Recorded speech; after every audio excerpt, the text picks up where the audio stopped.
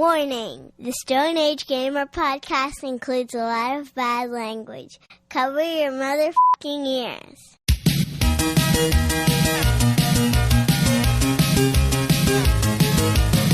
Good evening and welcome to the Stone Age Gamer podcast. I am Kris Randazzo and joining me tonight is Spinning Plant Balls, Dan Ryan.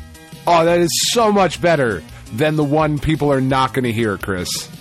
So much better. Well done. Thank you.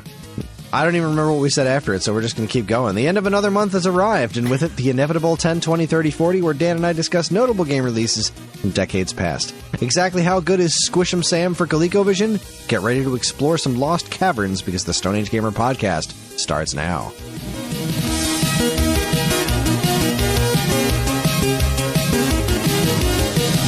I can't even imagine how much money the Patreon tier would have to be to get that one released. We're going to somehow get demonetized from that. I don't know how. Fucking Jesus, dude. Hi, everyone. Oh, goodness gracious. This is episode 507. It is the week of March 29th, 2024. And how you doing there, Dan? Oh, pretty good, Kris. So I had an interesting thing happened at work, and I found it interesting. So I've been at this new job for less than a year, right? We talked about it kind of when I started in this position. And this is a union job. And being a union job, one of us in the building has to be the union representative to go and, speak with the union people. And the guy who was the union representative came to me about a month ago and said, I don't think I'm going to run for re-election because it has to be elected out of like the union members. You have to run an election once a year, yada, yada, whatever. Okay. So he comes to me and he's like, you haven't been here all that long, but everybody seems to like you. And I said, well, of course they do. I am an elite coworker. I don't know if I'm any good at my job, but I am an elite coworker. But he was like, you seem pretty level-headed. I was like, you don't fucking listen to the podcast, obviously. You don't fucking know me at all. But he was like, I think you'd be a good fit for it. People seem to like you, and that's kind of the important thing with union membership is getting the union members all on the same page to present, kind of a unified front to the non-union bosses, right? Make sense? Okay. Yeah. So he comes to me, says, I'm not going to do it. I think you should do it. So email goes out. Who would like to run for union rep? Said, I'll do it. Put my name in the hat, right? About a day or two after that email comes out, he comes back to me because we had a union vote that I wasn't particularly happy with. He wasn't particularly happy with for a lot of different reasons. And he came back and he said, I'm pissed at what just happened in this vote. I'm going to run again because I didn't do a good enough job. I think I can do better. I said, okay, cool. Out of respect for you, you're already in the position. I'm not going to run to challenge that position, right? So out of respect and deference, I've been here for less than a year. I'll back off. I'll pull my name out. And then I forgot to do that part. I forgot to send the email because I get home and my life is what my fucking life is. So like I walk in the door and it's like, oh God, there's so many fires to put out. Jesus Christ. And it just kind of slipped my mind because this is all happening, like this was the other day and the voting was this morning. So I'd simply forgot to do it. So yesterday, the email goes out. Here are the people that are running for our union representation. And it was the guy who already has the position, me, and then a third person. Okay? Because again, I forgot to take my name out. So this morning, or so I sent an email last night. I was like, totally my fucking fault. I'm sorry. This means you got to do more work. I know you didn't print up the fucking ballots yet. You're going to print them in the morning. Don't put my name on it. Here's what happened. Blah, blah, blah. This morning, the third person that was running with us comes down to my office, and she's like, hey, I saw your name on the list. I didn't know you were interested in it. I'm going to pull out. And I was like, actually, don't do that, because here's what happened. Pulling out doesn't work. First of all, yes, it does. I've been doing it for years. And it hasn't caught up to me yet, Kris. Maybe one day. I'm still, every time the doorbell rings and I haven't ordered something, I'm like, oh, is this my son? It's a fucking terrible thing to admit. But I'm not going to say that that's not entirely true. But I was like, don't do that if you are interested in this position, because I'm doing it. Here's why. None of you people know me very well yet. But part of being the union representation, you people? What do you mean? Part of being the union representation is I believe you have to earn people's trust, right? And if I told somebody that I'm going to do a thing, I'm going to do the thing. That's I have integrity, and I don't know if I'm any good at my job, but like I said, I'm an elite coworker and I have integrity. Those two things I know about myself to be true. So she says, okay, I guess I'm going to run that. And I then talked to a bunch of people throughout the day who are now very upset with me that my name is no longer on the ballot. They're like, well, asshole, you were going to win. You were going to win in a fucking walk. Here's the reasons we don't like that guy, and here's the reasons we don't like her. And I was like, oh, well, none of you told me this.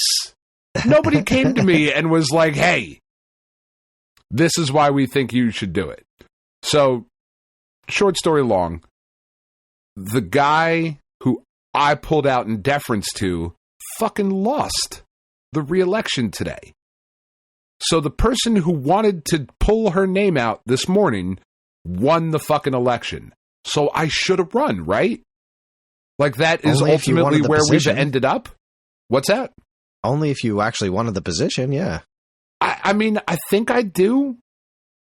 I don't know that I'd be any good at it, but I think I would be better than what I've experienced so far. Plus I'm from Jersey. We're all about unions. I've seen and if there's one thing I know about you, and what you need in your life is more responsibility. Yes, 100%. That is what I need to now be, a union representative and a go-between between the employees, the management, and the union. That is 100% what I need to also put on my plate. But I found it interesting that I pulled out in deference to somebody who then lost, and the person who has the position didn't even fucking want it. She was just doing it because she didn't want the other guy to have it. And if I would have just stayed in, I would have won it going away. I'm like, well, fuck. Because you know what that means now, right? She is going to resign the position in deference to me at some point. So, I've been I am now the de facto union representative. And is some point Monday? I mean, I don't think it'll be that quick, because within understanding being a union rep, I now have to play politics a little bit. And even though the one guy lost the re-election, there is still a faction of his people. You know what I mean? So I can't just come in and be like, oh, my name was on the ballot, but I took it off, and then the person won, and now I'm doing it anyway. Ah, you fuckers. That seems weird. So now I've got there's an additional layer of massaging and figuring it out. I don't know, man. That's just some shit that happened to me today. Find it very odd to find myself in this position. And again, like I kept telling everybody, I was like, so you dicks, like this is some shit you maybe could have told me if you all felt this way. Like, all right, you all love me. That feels very nice, and I'm very happy about that. But like, that doesn't do us any fucking good now. Like, where were the text messages last night of like, hey, I'm so glad you're running? Because then I wouldn't have pulled out. I would have called the dude and been like, yo, people don't like you. Kind of. Yeah. That was my day, Chris. It was a weird day. I've been having a couple of weird days. Maybe not quite that weird, but just it's been an off week. It's just week. an odd series of events, to get from point A to point B and ending back up to where I started. Right. Having done all of this other stuff, but now I'm just going to be where I should have been fucking anyway. Well, you should be in charge of everything except the X-Men. Except the X-Men. No, I would make the X-Men so good. I've never seen it, but I want at some point to see Iceman, because Iceman is my favorite X-Men. X-Man? Mutant? I've always wanted to see him make like a giant fucking ice ball and Nightcrawler to like teleport that shit into somebody and have that be like a big devastating move like in a movie or a comic book or whatever. They don't do enough team up moves in the X-Men. It's the fucking fastball special and then a bunch of bullshit. Yeah. I like Iceman a lot. I like Nightcrawler. Pretty great team up move in the new cartoon where I don't really understand the logistics of it, but it was fucking cool, so I didn't care. Where Wolverine they were charging up or getting charging up Wolverine's claws, and then and then he charged up his staff too, and he threw that at the Sentinel, and then Wolverine just kind of like flew into the Sentinel and blew up, and then he was fine on the other end. Shit was great. Well, he's got that healing factor, you see. So, yeah, he's good. Yeah, there's this wonderful bit. They made Cyclops, the fight choreography with Cyclops. They do everything they've done with Cyclops. The show has been pretty fantastic. Like, they did this bit where they were fighting a Sentinel and, the jet blew up. And then, like, everybody got caught while they were falling down, except Cyclops. It's like, I'll see you on the ground. And he, like, face dives straight towards the planet, like, towards the ground, and then just opens up the optic blast to slow himself down. Just this devastating optic blast to slow himself down and land safely. Shit was awesome. Nice. But there was this other fight scene earlier where he was fighting somebody and he kept using the optic. It was like a fist fight, and he wasn't zapping the guy so much with his optic blasts as using them to help him dodge. Like, he would like blast himself so he would like shift back real quick. Okay. It was really fucking cool. It was really fucking cool. But the tone of the show is 100% the old show. It's just hilarious to me. Good, I suppose. I don't know. Like I said, I am not somebody who was a fan of the original. Yeah, absolutely. I'm not a huge fan of that show. Yeah. And I fucking hate Cyclops. It's fine. He might be my least favorite X-Man. I'll fucking take, I don't know, one of the fucking Grant Morrison run dudes over Cyclops. I'm not a Cyclops guy. I like Havoc. I like Vulcan. I like the other two fucking Summers brothers. I don't know. Anyway, so Chris. So, buttons on your underwear. Question for you. Huh? What's the difference between Iron Man and Iron Woman? I don't know what. One's a superhero and one's a command. Thought that was pretty funny. If that one doesn't last, if that one doesn't last, that's the wrong word. Land. Chris, do you know the difference between wallpaper and toilet paper? I mean, yes, I do, but for the sake of the joke, no, Dan, what's the difference? Ew. Oh, I get it. That's it, yeah. All right, and if that one didn't land because you could have just said no, which is the way the joke's supposed to go. Going into a joke like that, you really gotta have to ask a question that the answer isn't really super fucking obvious. No, I know. Who are you going to start that joke with? Who's going to say no? I don't know the difference between toilet paper and wallpaper. I don't know. It's just the first one was horrible, but at least it was funnier. So there's two little kids, Chris, 4 and 6 years old. Okay, and they decide, they're talking to each other. They decide they're going to start swearing.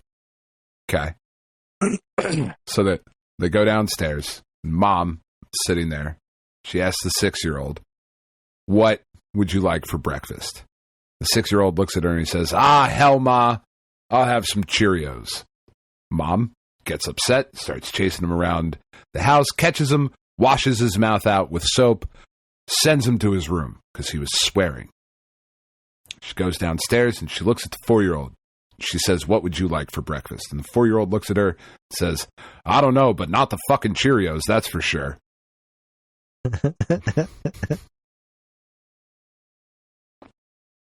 That's it. That's all I got. That's all I got this week as far as the jokes. So there you go. I prepared. Joke and a story. We're done. Good night, folks. Show's over. Short episode this week. Make up for all those 3-hour episodes we've been having lately. That's right. Oh, no, I did start a new game. Do you want to do your bullshit first? And then we'll talk about the games? Or do you want me to talk about the game, the rest of my bullshit? Nah, I don't know that my bullshit's all that interesting. It's just a weird week of looking at where we are and how to do that better, how to get the podcast more reach, and that's not fun for anybody to listen to. So, talk to me about video games. I mean, it's an interesting thing, you know, as part of the Discord conversation that was there today. And again, if you're not a Discord member, you really should be. It's a wonderful time with very sexy people. Yeah, it's, I don't know, man. Because I don't ever. There's a lot of information out there that I don't know what to do with the information. Yeah, I think that's the problem that I've been running into a lot. Like, I had a conversation with somebody about I had an interesting run-in with somebody on our YouTube channel about one of my Mario videos, and it wasn't, I say run-in, it was just an exchange. It was nobody was saying anything negative about the video. It just came up that this person commented on that I used Ollie's music in the video. And I was like, yeah, Ollie's a great dude. And he was like, oh, I should probably start using him in my videos. And so I looked up his channel. Ask him. That's what I said. I said, you should reach out to him. He'll definitely say yes. He's a super cool guy. And then I checked out this dude's channel. And imagine if he says no. Imagine if Ollie's like, fuck you. But like in his delightful Irish way. So I'm looking at this guy's channel, and he does a lot of similar content to what I do. Except he has half the subscribers, and like 10 times the views. That's wild. I mean, I don't even think I'm mathing that right. I think it's like 100 times the views. I don't know. It's, you know, his videos get around like, you know, 1 to 10,000 views per video. And like, my latest Mario video is currently sitting at like 400 something. It's like, okay. Yeah, that's wild. You put a lot of work into that to get 400 views, which is not nothing, but it's exactly. It not is nothing. But it is though. In YouTube terms, it is pretty low. And I gotta say, I think the production value of it's pretty good. I'm proud of my work. I think I did a good job, and I think I did a good job of making it engaging. I told you, or at least I would tell you if it was shit. I love you enough to tell you if it was shit, and I don't think it's shit. And like, so I've spent a lot of time the last week or so just, you know, Stone Age Gamer's not unhappy with my output. Like, they're not displeased with my work, but I'm looking at it like, I think this can and should be better. So I've put a lot of I've put a lot of hours into figuring out how to do my product overview videos differently. Just kind of change the look of them and make them more professional, scripted. Put a lot of hours into getting Ryan to buy me more shit. That's what I'm hearing. The subtext of this conversation. Ryan, I definitely need XYZ. I got a camera slider, just a little manual one. It was like $40 or something on Amazon. But I spent like just a couple of hours trying to get the freaking lighting right. And here's the thing that really got me. So the thing, I looked at the video for this camera slider, and they're like, so you just kind of roll it, and then you can just slow down the video to make it, whatever speed you want it to. So it's not like you need to make it go super slow. You just slow it down. So I did it, and it looked terrible. Like the video was just incredibly choppy. And I'm like, I know I have an older iPhone. I have a 12, but I'm pretty sure 60 FPS video was a thing with the 12. Like the camera's not that horribly outdated. So what the hell's going on here? Well, it turns out that the default setting for the camera is like 720p and the 30 frames per second. I'm like, what the shit? So I just clicked this button, and now my videos are in 4K 60 FPS. Like, well, shit, everything looks better now. This is ridiculous. Well, this is so much better. Good God. I didn't reshoot everything, but I reshot a handful of things. So, like, the video that's going up on Monday is a little incongruous, but at the same time, it's I don't know. I think I kind of nailed a good look for the videos going forward. At least for that. And so I had an exchange with the other channel that the guy was commenting on the Mario video, and I was asking him, like, because I brought this up to Evan, and he was like, it looks like, he started off like a couple of years ago, and then like 2 years ago, all of a sudden the views just jumped up and they stayed that way. And so I reached out to the guy because I have no shame. I want to learn. This guy clearly has figured out something that I haven't. And he told me that it was basically a combination of luck and money. The first video that blew up, he did a Pac-Man history video that got picked up by a much larger YouTube channel that shared it, and so that one got a ton of views, and a bunch of people stuck around. But then they didn't stick around for long, so he bought like what do you call it? Like YouTube ads, not really the right word, but I know what you mean though. Yeah, and that, he said, actually worked really well. It the people showed up and then they stuck around.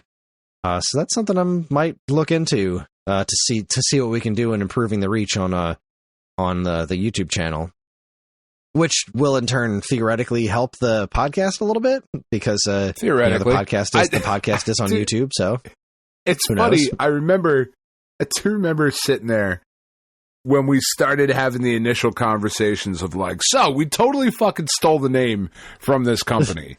And boy, what a bunch of fucking dicks we are. Sorry, guys. We didn't mean it, but, and then finding out like, oh, they're this established company, and being like, oh, this is the thing.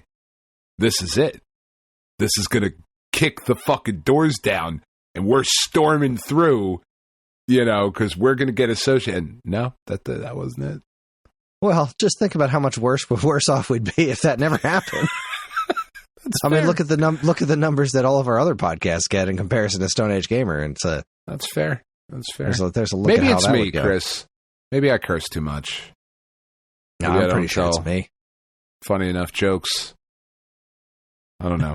Yeah, no, it's an interesting thing, and every time like we talk about this or this comes up, like as part of the life segment of this show and like what is going on in our lives and whatever, I always want to make sure that we couch it in that we are by no means upset with where we are currently. Like, I am not upset with the amount of listeners that we have. Like, I love our fan base. I love the people that listen to this show. I am endlessly happy about that, and it brings me no small amount of joy that we make a difference in people's lives and help them get through their day. That is a huge, massive fucking thing. But we're also really awesome, and more people should fucking listen to us because we're great.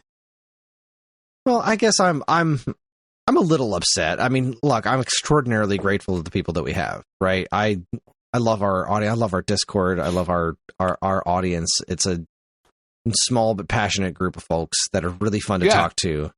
I'm extraordinarily grateful, but we're inching up on doing this 10 years. Yeah. We're coming up on a decade of doing this show, and we should be farther along.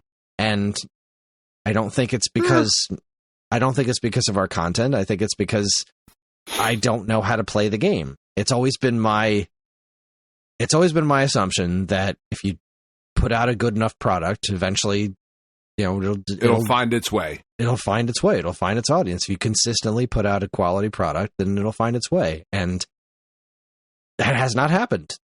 Like, maybe we're shit and we've only fucking conned a couple thousand people into believing we're not shit. It's true. Maybe we are very good at this. We might be fucking terrible. That's a possibility. It's a possibility that this is just actual garbage.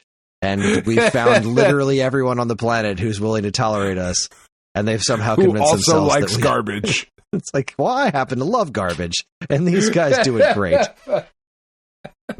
These guys do garbage better than everybody. But I mean, I guess they're coming up to me. They're saying, "Sir, we've never seen garbage like this." Tears in their eyes. Most beautiful garbage we've ever seen. I guess I have a bit more of I have a different stake in this than you do. It's tied to my job. Yeah. It's, I was freaking editor-in-chief of Geekade for so long. It's like, it feels like a failure on my part that we haven't gained more of a reach in the decade since we started doing this. Sure. And it's just been and it totally is. It totally is a failure on your part. You fucking scumbag. It 100% is. And it's been fucking riding my coattails, holding me down. It's been a demoralizing week in that front. But I'm trying to turn it around. See, that's the thing. Like, I don't think it should be fucking demoralizing. Like I honestly don't. Like, the frustrating. Sure, I get, because I also am frustrated. As I've said before, I think when we are on our game, which is most weeks, like I don't think we really have too many bad shows here anymore. We've kind of gotten this show down to a relatively long science, but we've got it down to the science, right? I would put our show, the content, the quality, the entertainment value of our show up alongside any of the other podcasts that are out there that covered this sort of content. Like, I don't know that we're as good as Mark Maron, but we also don't do a what the fuck, we don't do a WTF style podcast. Like, I think we are as good as other retro gaming podcasts, if not better than most of them. I do honestly believe that. So frustration, I get. But demoralization is just not something I would ever feel, nor do I think you should feel. I'm not telling you what to feel, just my opinion. I don't think you should feel that way because of what we do have, You're 100% right. And that word, I think, is just too strong. Well, I've come around to it, obviously, but I can't help the way I feel when it happens, and when it's looking at both the podcast and the YouTube channel and the amount of effort that's gone into it and the amount of return that's come back, just from the perspective of, like, this is a big part of my livelihood, and I know that my boss, Stone Age Gamer, is not unhappy with my work, but I want to be doing better. I want but to they be could be happier. It could be They taller. could be happier. I want to be doing better at this than I am. And, I've run into other channels and stuff that are not my thing. And, I've been looking at a lot of videos about, how do you succeed at these kinds of things? And a lot of it is tailoring your content to the audience that's out there instead of doing what you genuinely want to do, which is like, I don't want to do that. Which is just not something we're ever going to do. I'm not interested in that. No, I'm not. And there's a lot of, what are the big channels? Like, we're not a Star Wars. We're not Star Wars content, right? That's not our thing. But we could be, but we would fucking rage bait everybody. Like, I'm not interested in that. And that's another part of it that was demoralizing to me this week. Like, for an example, there's this really nice Star Wars channel that's exploded. They're doing really well. Star Wars Explained. But the biggest Star Wars channel there is, by far, is fucking Star Wars Theory, which, right. As soon as they found out that the trailer for The Acolyte was the most viewed trailer on LucasArts or in Lucas history, the hate campaigns started happening. And did it? I think that trailer looked dope as fuck. I think it looked great. And I'm super excited about it. But Star Wars Theory, this dude who is pretty hateful, because nobody hates Star Wars like Star Wars fans. No, that is very true. Appears to have started the conversation that is so completely asinine that this show is breaking established canon by having a Sith Lord in it. No, it's fucking not. No, it's not. It's just, it isn't. Okay, first off, we saw a red lightsaber. We do not know that is a Sith Lord, right? There are dark side users with red lightsabers that aren't fucking Sith. So, like, that's the easiest one. But they're talking about the lines in the Phantom Menace where they're saying, the Sith have been extinct for millennia. Like, so, and they're like, if any Jedi sees a Sith, then you're directly contradicting what was established in Episode 1. Except Darth Maul is fucking in Episode 1, you whore.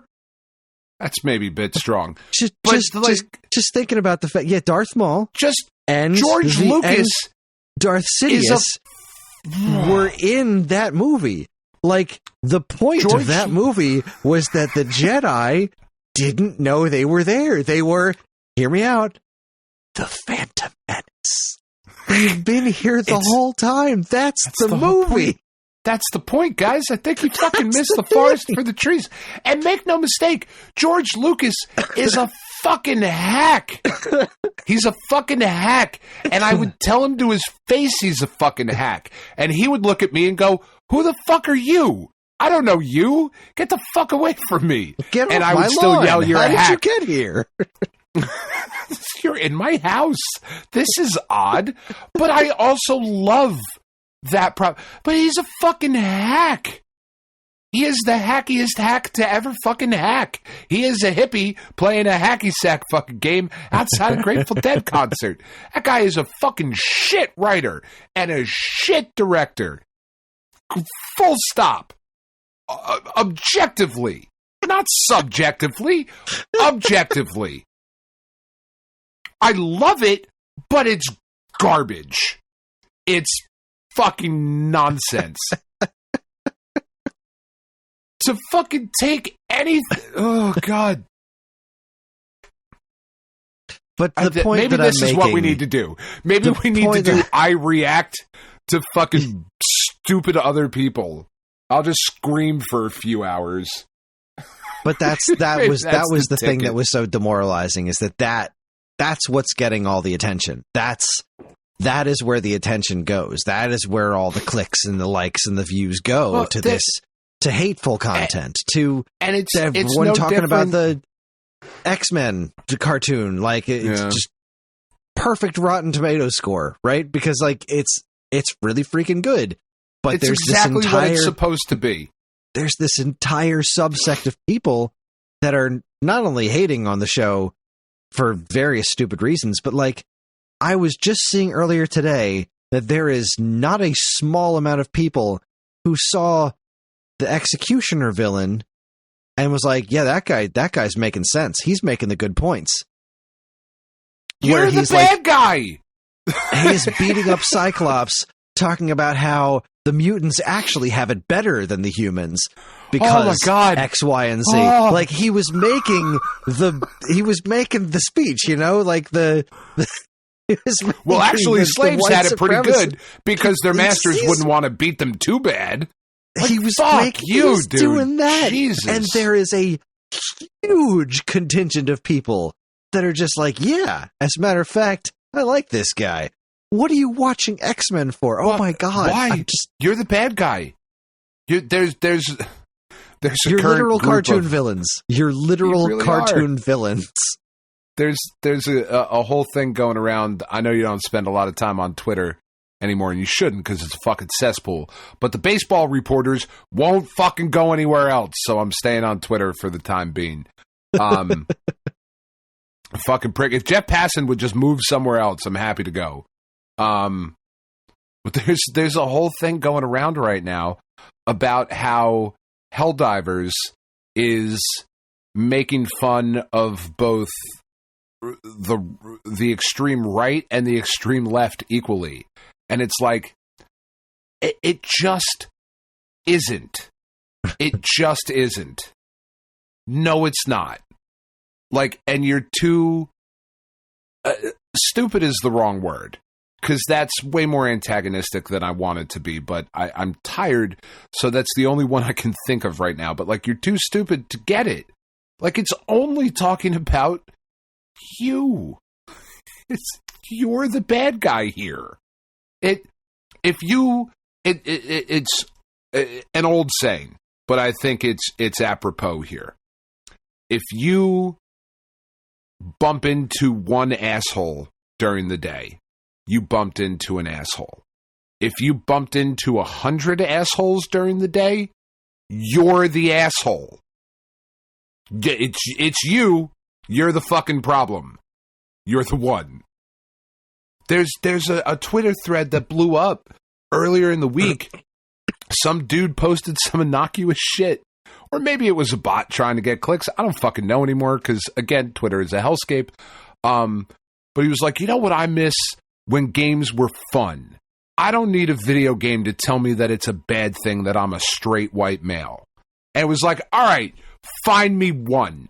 Find me a fucking game that the whole message of the game is straight white male bad. Because you fucking can't. Stop it. But hundreds and hundreds and thousands of replies of, I know, I'm so fucking sick of it, right? In Spider-Man 2, Peter's fucking retiring and he's blah, blah, blah. And you got to make way for the black kid. And it's like, you didn't fucking play the game. You didn't play it. You didn't fucking play it. You didn't play it. You didn't fucking play the game. Shut up. Shut the fuck up. You fucking monster. What is wrong with you? Oh my God. That is not the type of content that I would want to create. It's not. It's easy. Yeah. I would rather it's easy. I would rather be an abject failure than have that be what we put into the world. But it's frustrating. We watched Argyle earlier in the week. Argyle, great movie. It's a fucking weird movie, but I think it's great. I like Matt. I was talking to Evan about it. I've come to the realization I just like Matthew Vaughn movies. There's been one X-Men movie that I liked, and it was First Class, and guess who directed it? Matthew Vaughn. So I think I just like Matt Vaughn movies. But as we were watching the movie, Tiff was like, you know what I think is really cool about this is that Bryce Dallas Howard is in the movie, and she is a normal person's size. She is not Hollywood movie star skinny in the movie. And I made the mistake of, because it's got some ties to the Kingsman and other Matthew Vaughn properties. So I was like, let me see if I can find some threads here, because I think this is really cool, and I think it's an interesting shared universe, and there was a fucking crazy plot twist at the end, and I was like, I want to read some more about this. And I made the mistake of trying to find out more about the plot threads and found a whole bunch of fucking loser dudes being like, Bryce Dallas Howard's such a fat bitch. I can't believe they let this fucking pig into the movie. It's like, what? Fuck is wrong with you people? How dare you? She's like a size 3 when everyone else is a 0, so she looks like a monster to all of you. Fuck directly off. But we could have done that. Or I could have gotten on the show today and been like, Kris, I saw fucking Argyle. And that bitch is fat as fuck. Like,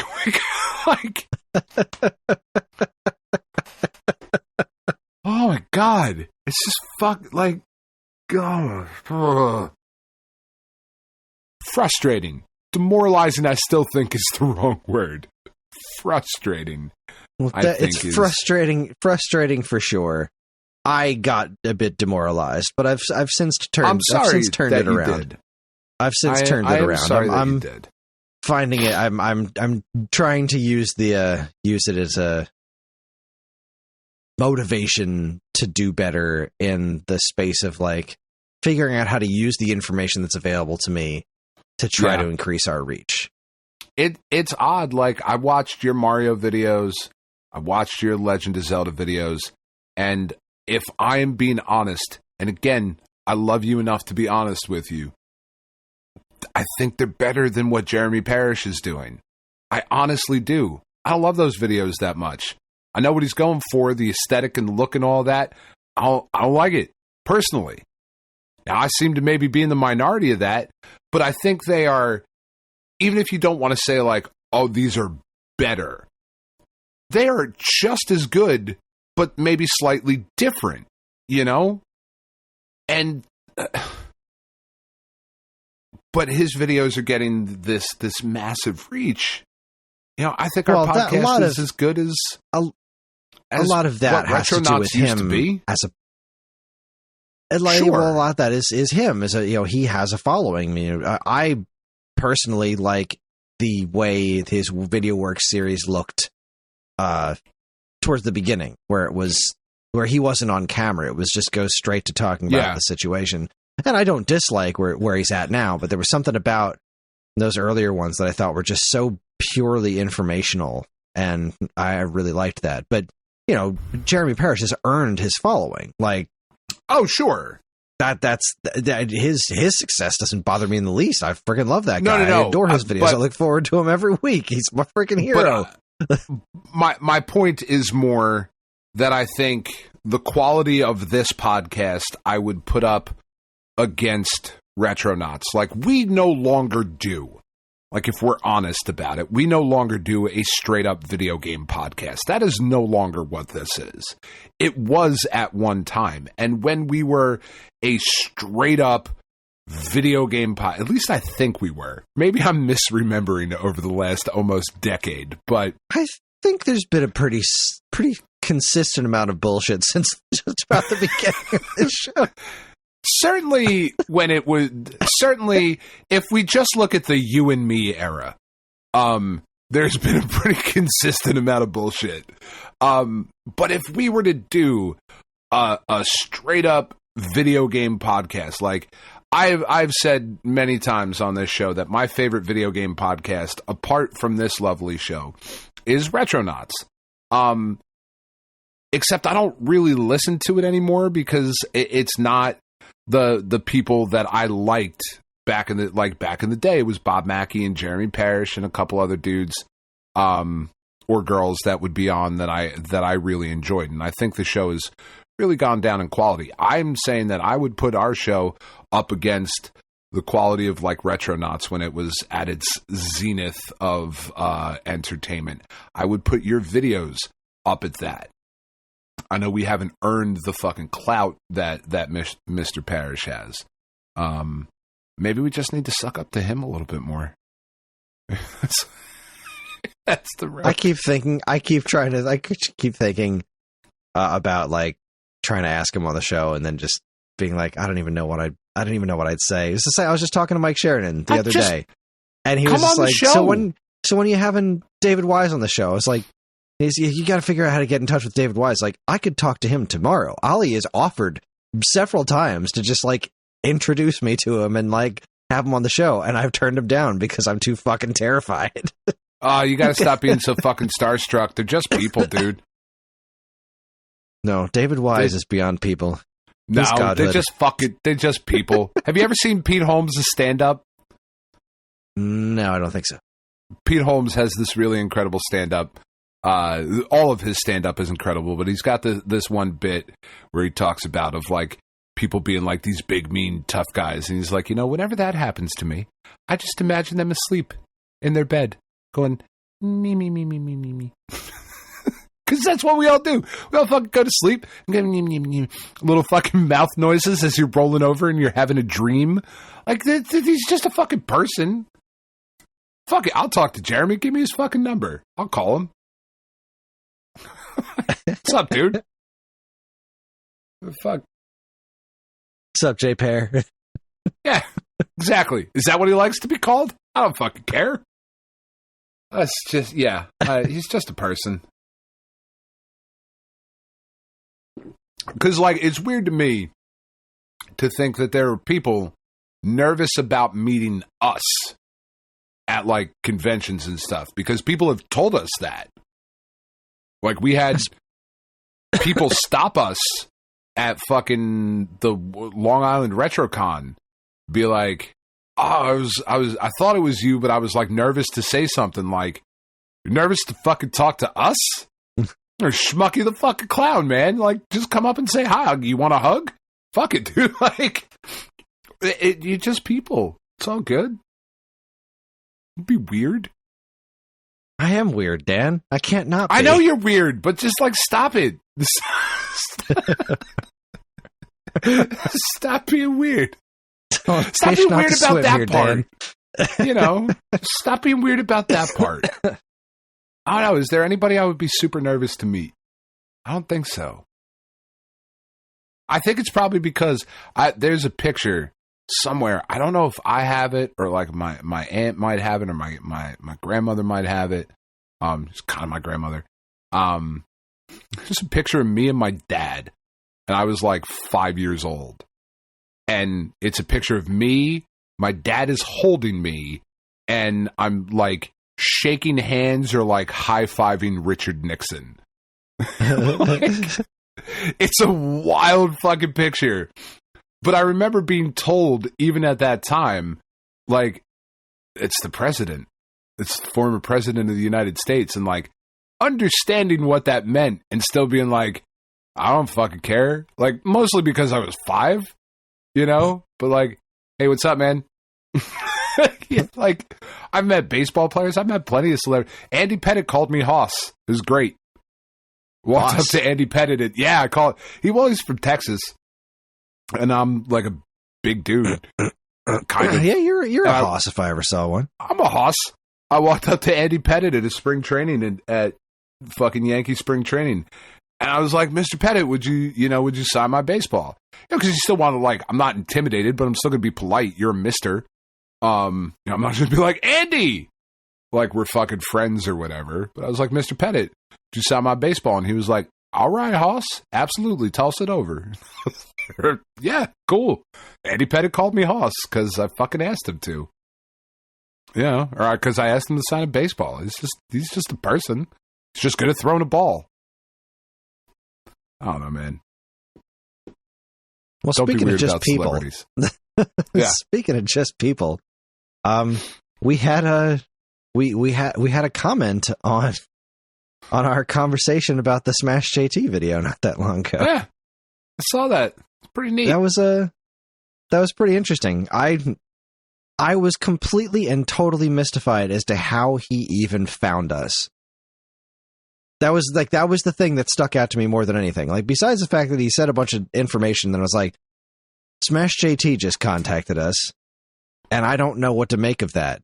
But how the fuck did he find out that Yeah. How did he find out that we were talking about him? Because, like, he didn't find the podcast on, like, any of the ways that people find our podcast. He commented on a video on YouTube with, like, 24 views. I'm just saying, he better be a fucking patron now. You're missing out on some good content, Smash.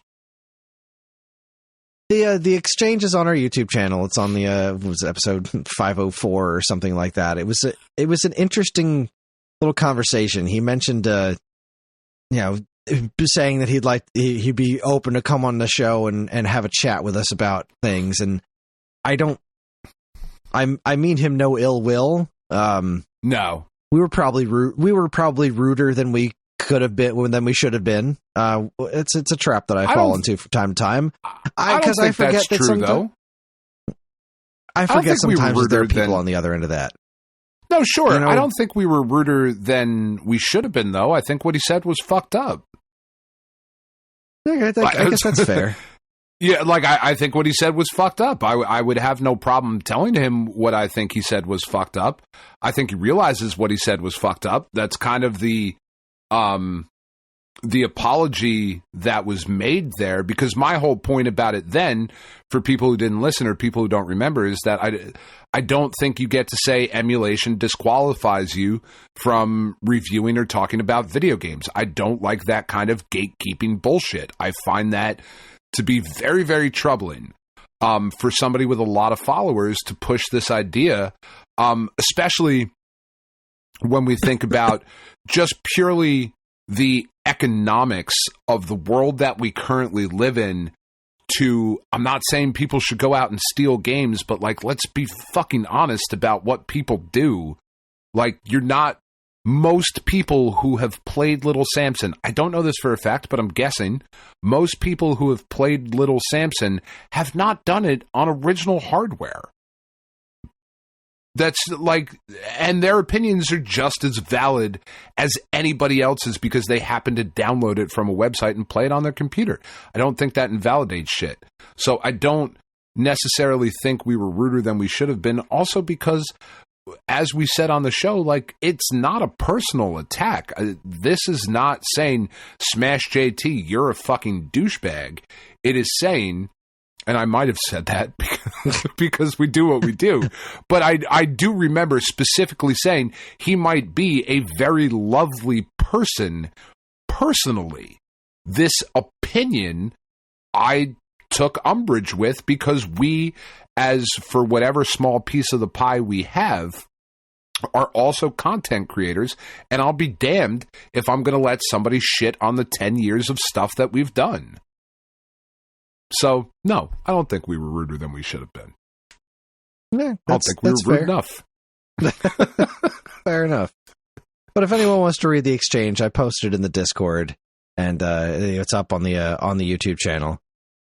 And it was just another part of this weird week, right? Because I've been having this weird week thinking about just the logistics of what we do, and, you know, coming up on a decade, and yeah. And then just fucking Smash JT comments on one of our YouTube videos with like 20 views. And I'm just, what? This dude has hundreds of thousands of views. And, like, he's just a massive, massive, massive level of popularity beyond us. And it's like, it was just a really weird exchange. But yeah, that might also, he's just a guy. It might also point to, he's just a dude. He's just a dude making a video. His opinion is no more valid than anybody else's. I think it just because Tiff and I were talking about this earlier in a different context, but I think it applies to this conversation as well. Just because you may be smarter than somebody or more popular than somebody or whatever adjective you want to put, whatever qualifier you want to put around that,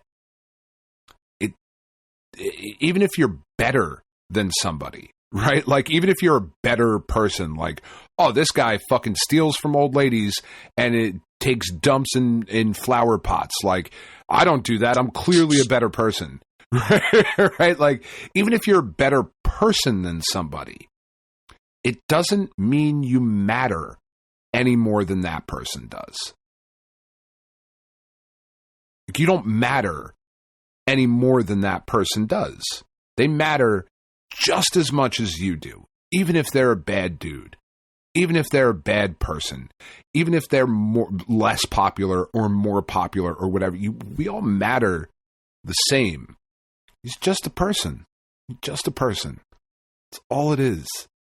And like, I think that him commenting on our little video with its 24 views or whatever the fuck it has, it's got a lot more listens than 24. I'll tell you that for free. But I think that also speaks to a level of commitment to this bit that you and I are perhaps not willing or capable to do. Right? Like when we interviewed Tommy Tallarico, he was going on whoever fucking asked him. He was like, yep, I'll do your podcast. Yep, I'll do your show. I'll do your interview. I'll do your whatever.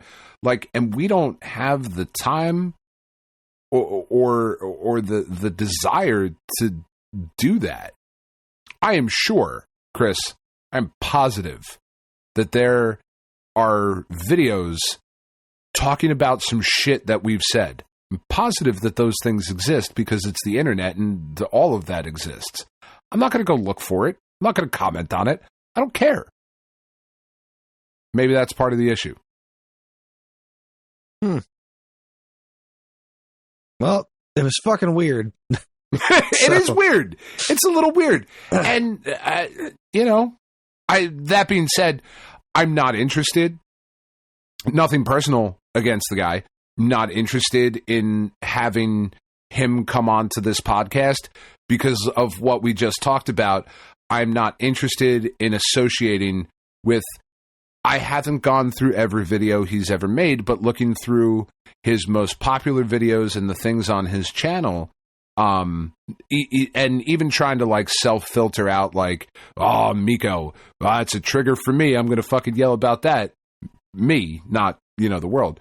But just looking at his video, it's a lot of it appears to be that rage bait, clickbait kind of shit that I'm just not interested in having an association with that or having that sort of back and forth. You know what I mean? Like maybe have him on for a trivia episode. We don't talk about anything else. It's just not a thing. It's just not a thing I would be super interested in. If the listeners wanted it and you wanted it, I am a cheap date. I can be fucking bought. However, I don't see the point. Yeah, no, I'm with you. I don't really see the I point wish of him it either. nothing but the best. It's not our bag. I hope. No, I hope he's very successful and happy in life and has people that love him. And my new favorite. Here's my new favorite way to respond to those things. And then I'll shut up about it because I'm rambling. I'm tired. I've been drinking. I apologize. My new favorite way to respond to these types of things is that I hope he has the day that he deserves. Well, there Whatever you go. that might be. Yeah. Whatever I that hope might you have be. the day I you like deserve. That. Yeah. I can get behind that. Right? Yeah. So, yeah. You want to talk about some video games? No. I don't actually I have I want to talk about the fucking rain that's coming tomorrow, Kris. Yeah. We've had beautiful weeks where all of us are working, and then I'm listening to the fuck. I went to the store today and bought fucking Flex Seal. I've had enough of it fucking flooding in my basement because they were like, we're getting 4 inches of rain tomorrow and like 50-mile-an-hour winds. So could we have a nice Saturday ever? I don't care if it's a nice Tuesday. Fuck a Tuesday. Well, this week's been way too cold. This week has been March being the regular bitch that March is, where it's just like, hey, it's spring. It's been spring. Never mind, fuck you, it's cold again. So much for them shorts. Put them back in the drawer, son. Lousy Smarch weather. For you. Lousy Smarch weather every year. No, I went to the store, bought Flex Seal. I'm fucking caulking all around like where it floods in my downstairs area. Like, fuck, man. But yes, video games. What have you played this week, Kris? Well, I actually played something new. I didn't play much new. I've been dedicating my week to just the stuff that I'm working on reviews for.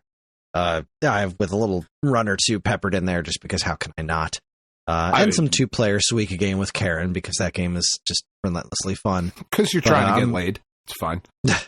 I'm most of the way through the Llamasoft thing, and I still stand by what I said before. I don't think I'm a huge fan of his games, but I'm a huge fan of him now. Like, this dude personally in his career, I'm a fucking fan. Like, yeah, I've read so I don't many like things. NSYNC. I dig Justin Timberlake. I think he's pretty cool. Not going to listen to his records, though. There have been a lot of things that he said that I've read, interviews and stuff of his, that have really struck a chord with me. Things that he was talking about in the, like the mid-90s, about the direction that video game retail was moving in Europe. I saw and it was a similar situation here. Yeah. Of how it's just like, it's all moving to this place where you used to be able to sell games in these boutique stores, and like now everything's these big corporate chains, and the boutique stores are getting pushed out, and it's just moving in this direction. Like, man, he had it figured out back in the 90s. The writing was on the wall then, and he read it loud and clear. And here we are where we are. But it's such a fascinating playthrough. I can't recommend it enough. I stopped playing Contra just to kind of focus a bit more on Llamasoft. So I'm going to pick up Contra again probably next week. I'm going to try to finish that one so I can get the review written. I did finally put some time into Attack of the Karens, which is... nice. It is a weirdly relaxing game. Like, it's a shmup, but it's not like a super hyperactive bullet hell-y shmoop.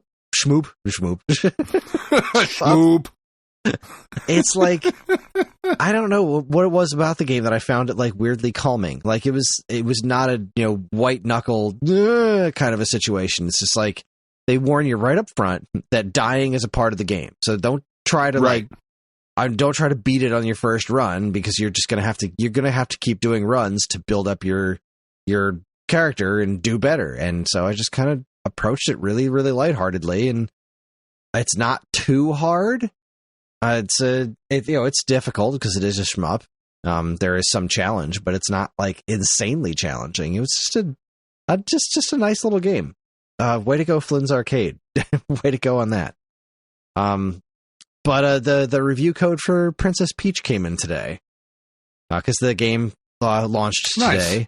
Princess Peach Showtime, which Ellie has been just over the moon about, asking, is it here yet? Did you get the review code yet? Can I play the game yet? And I eventually was like, I talked to Lucas, and he's like, we're probably going to get the review code the day the game comes out, because that's how Nintendo does it with us. I was like, all right, Ellie, I'm going to get the code on Friday, March 22nd. So get up this morning and do my usual routine. I go to the bathroom, and I walk out of the bathroom at 6:30. It's still pitch black. As soon as I open up the door, she's standing there. She's been standing outside of the bathroom. I don't know how long she's been standing outside of the bathroom in the pitch black, but she's on the opposite side of the door. She doesn't say hi. She says, "Can I play the game now?" It's like, Ellie, that's awesome, sweetie. I don't have it yet. No. I know today's the day, but like, Lucas isn't even awake yet. Even if he got the review code to give to me, he's not aware of it yet. Like, you got to be just a little bit more patient. I wound up getting it. She was like, "You fucking call Lucas right now, Dad. Make this shit happen. I am done waiting." Nah, I got it about an hour after she went to school, and I got it downloaded. And my mom dropped her off because she has the kids on Fridays. She picks them up from school and hangs out with them. So she dropped her off this afternoon, and I guess she just kind of forgot. I was downstairs working. She's up there looking at YouTube videos on her tablet. I look at her.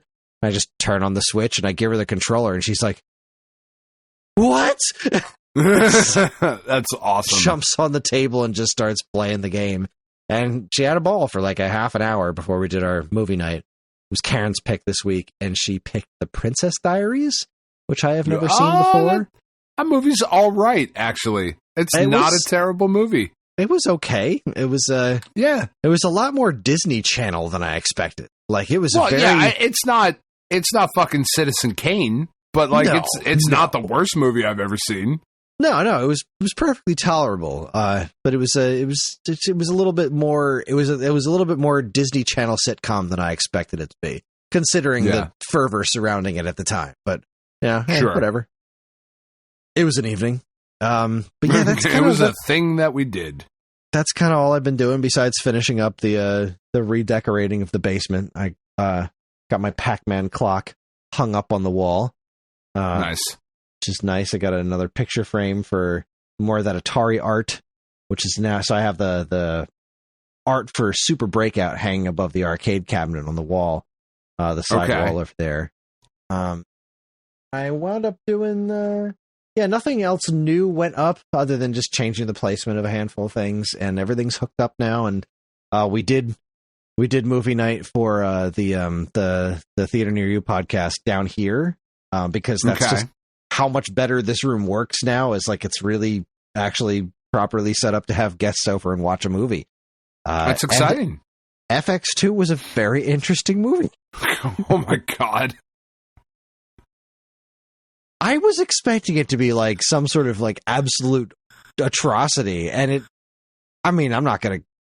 let's not go overboard here, but it wasn't that. It wasn't terrible. It had a lot of questionable moments in it for sure. There were a lot more fake boobs in the movie than I expected. Like within the first hour, there are quite a few fake boobs in that movie.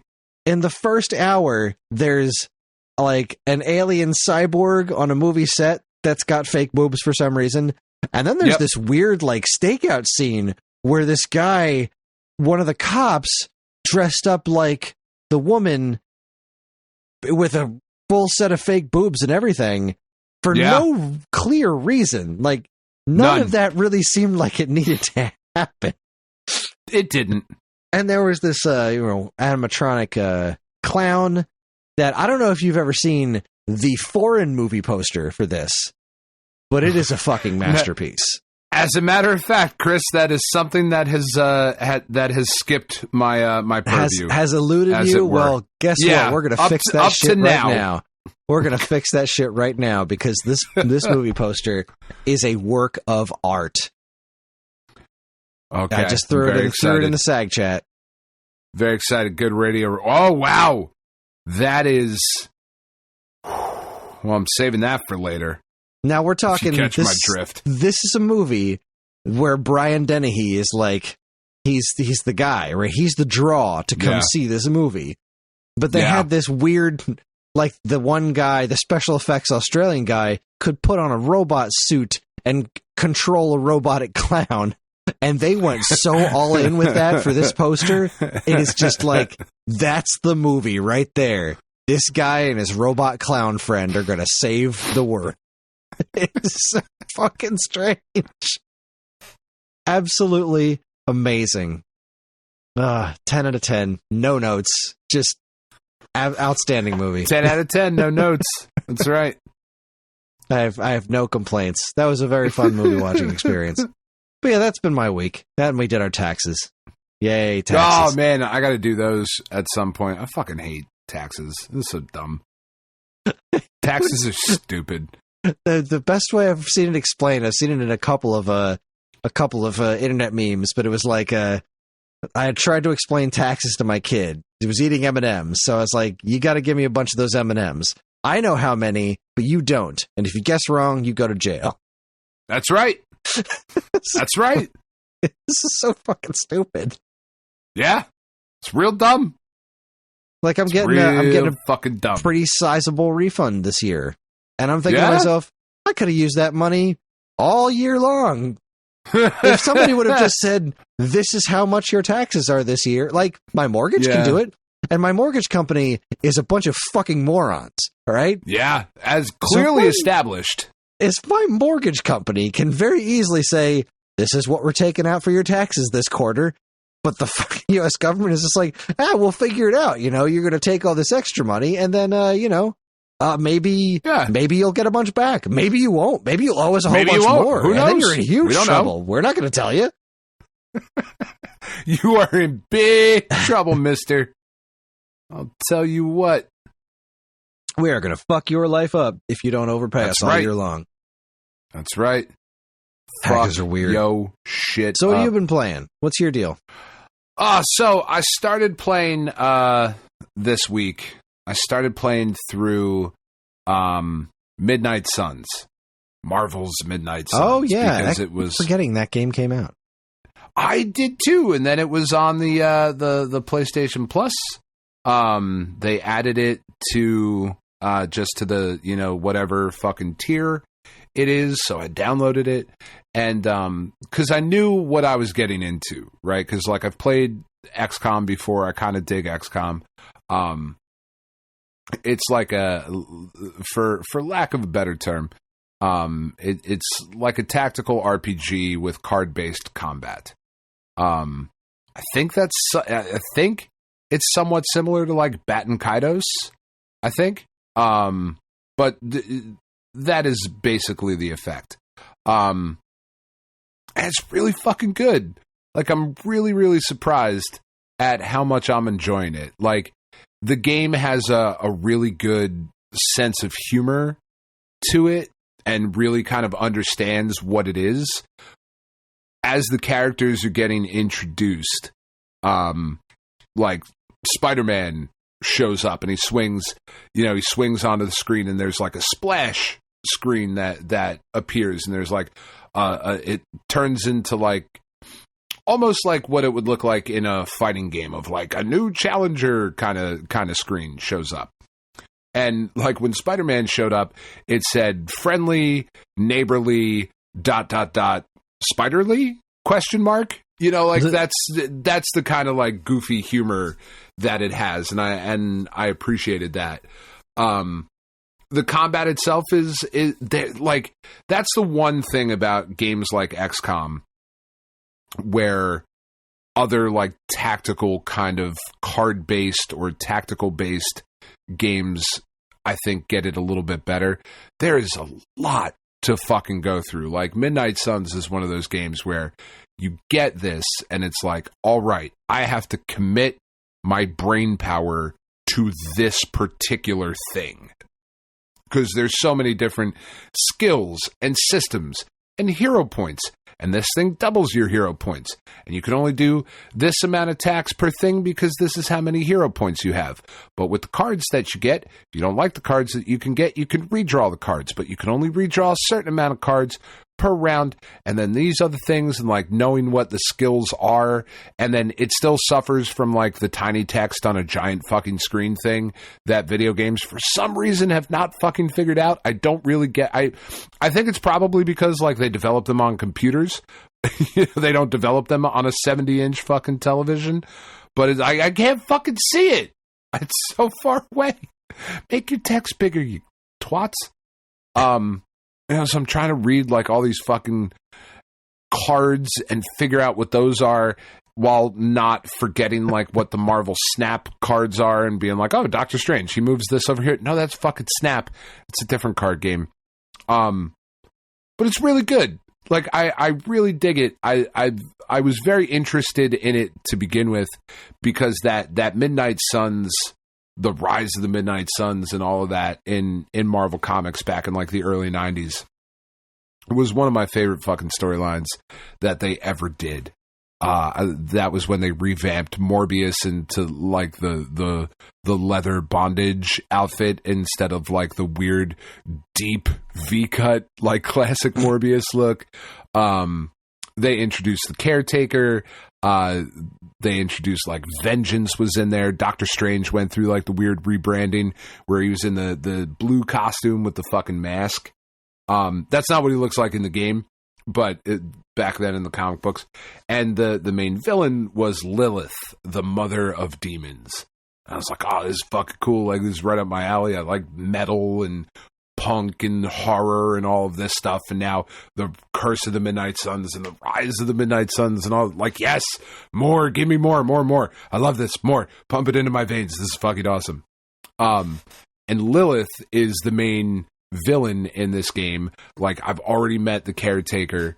The main hero character, the Hunter that you play, is like the daughter of Lilith or the son of Lilith, because you get to pick like who you are in the game. And that was a little disappointing because there weren't, like, we picked a female character because Tiff always picks female characters. So it's like, all right, cool, whatever. Like, you're picking the haircut and like the skin tone and all of those things. But there's like, it's just regular. Like, you could be a brunette or blonde or redhead or black hair. Like, that's it. And it's like, really? I can't have like bright blue hair? That seems strange in a game like this. In a game that stars Nico Morneau, with her like shaved head and crazy piercings and all of that stuff. And like, yeah, it's just weird that my character has regular hair colors. It's whatever. But it's fine. The voice acting's great. I do find it interesting. I know you haven't played like a ton of Marvel properties, like video game wise, but they all try to do kind of their own take on the characters, except for Iron Man. Iron Man in every video game, in every TV show, in every whatever, is just somebody doing a Robert Downey Jr. impersonation. And Midnight Suns is absolutely no different. He is just a snarky asshole. And it's like, yeah, I mean, I guess that's fine. But I don't know, we're only about like an hour or so into it, but I really like it. I don't know how much fun Tiff is having watching it, because the tactical like card game thing is just not her bag, but she's into the story at least. Like, I fought this big like demonized Venom. I was like, oh, that was fucking cool, man. I'm into it. So that's what I've been playing this week. No, I went to buy, because I said last week I was like, I'm gonna go buy fucking Pacific Drive, because that came out, so I want to go buy it physically. I went to the store and I was like, yes, I see you have a box out there, GameStop, for Pacific Drive. I would like to buy Pacific Drive. And they were like, actually, that's a pre-order box. I was like, oh, is it? When does the game come out? They're like, April 9th. It's like, well, it's like March 17th. So that's not even fucking close. Just a tip, guys, maybe don't put that in with the regular games. Because what you've made me do is come up here, feel like a fucking idiot, and now I'm going to go buy it at Best Buy.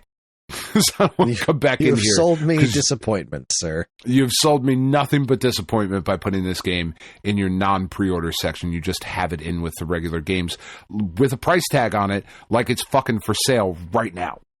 And it isn't, and I'm annoyed. So I will go get that on April 9th. I do think I'm going to buy, because I have a couple days off coming up next week. So I think, unlike last year, I think I'm going to buy the show now. It just came out on Tuesday. I think I'm going to get it next week and jump into it. Because I really been this wonderful stories going around online. One of the early cards that you get to pick is Tony. Tony Stone is the player's name. And Tony Stone is a controversial figure in baseball history for a lot of reasons. And maybe not the best choice to include in the game. But Tony Storm is also female, and apparently that card, like if you're playing online, people are just hitting that card with a ball every single time. Like, they're just fucking intentionally walking her because they're so mad that there's girls in the games. Because girls, ew, yucky, I think is what they fucking come to. I think that's the decision that some of the online player base has made. So I was like, you know what? That seems like the kind of bullshit I want to get behind. And like, I'm curious to play like the Yankee story mode and do all that stuff. But I think maybe next week I will have some of the show to talk about. Because I just can't fucking help myself, Kris. Well, get after it. I say live the dream, sir. It's just where I'm at. Like, I can't do the long... I follow this one dude on Twitter, Jeff Hoogland, who is like a Marvel Snap creator. And he said when our generation, like when we retire, we will not pick up golf in our old age. We will play through all the 35, 40-plus hour RPGs that we've bought and never played. That's what we're going to do instead of golfing. And I was like, fuck, dude, that's so accurate. So entirely accurate. I think it's really optimistic of him to assume that anyone's going to be able to retire. That's fair. But maybe almost no one from our generation is going to actually be able to retire. Like, we'll be working until we're dead or homeless. Or both. Yeah, or both. Yeah, because shit's not going to get any better. I'm so looking forward to it.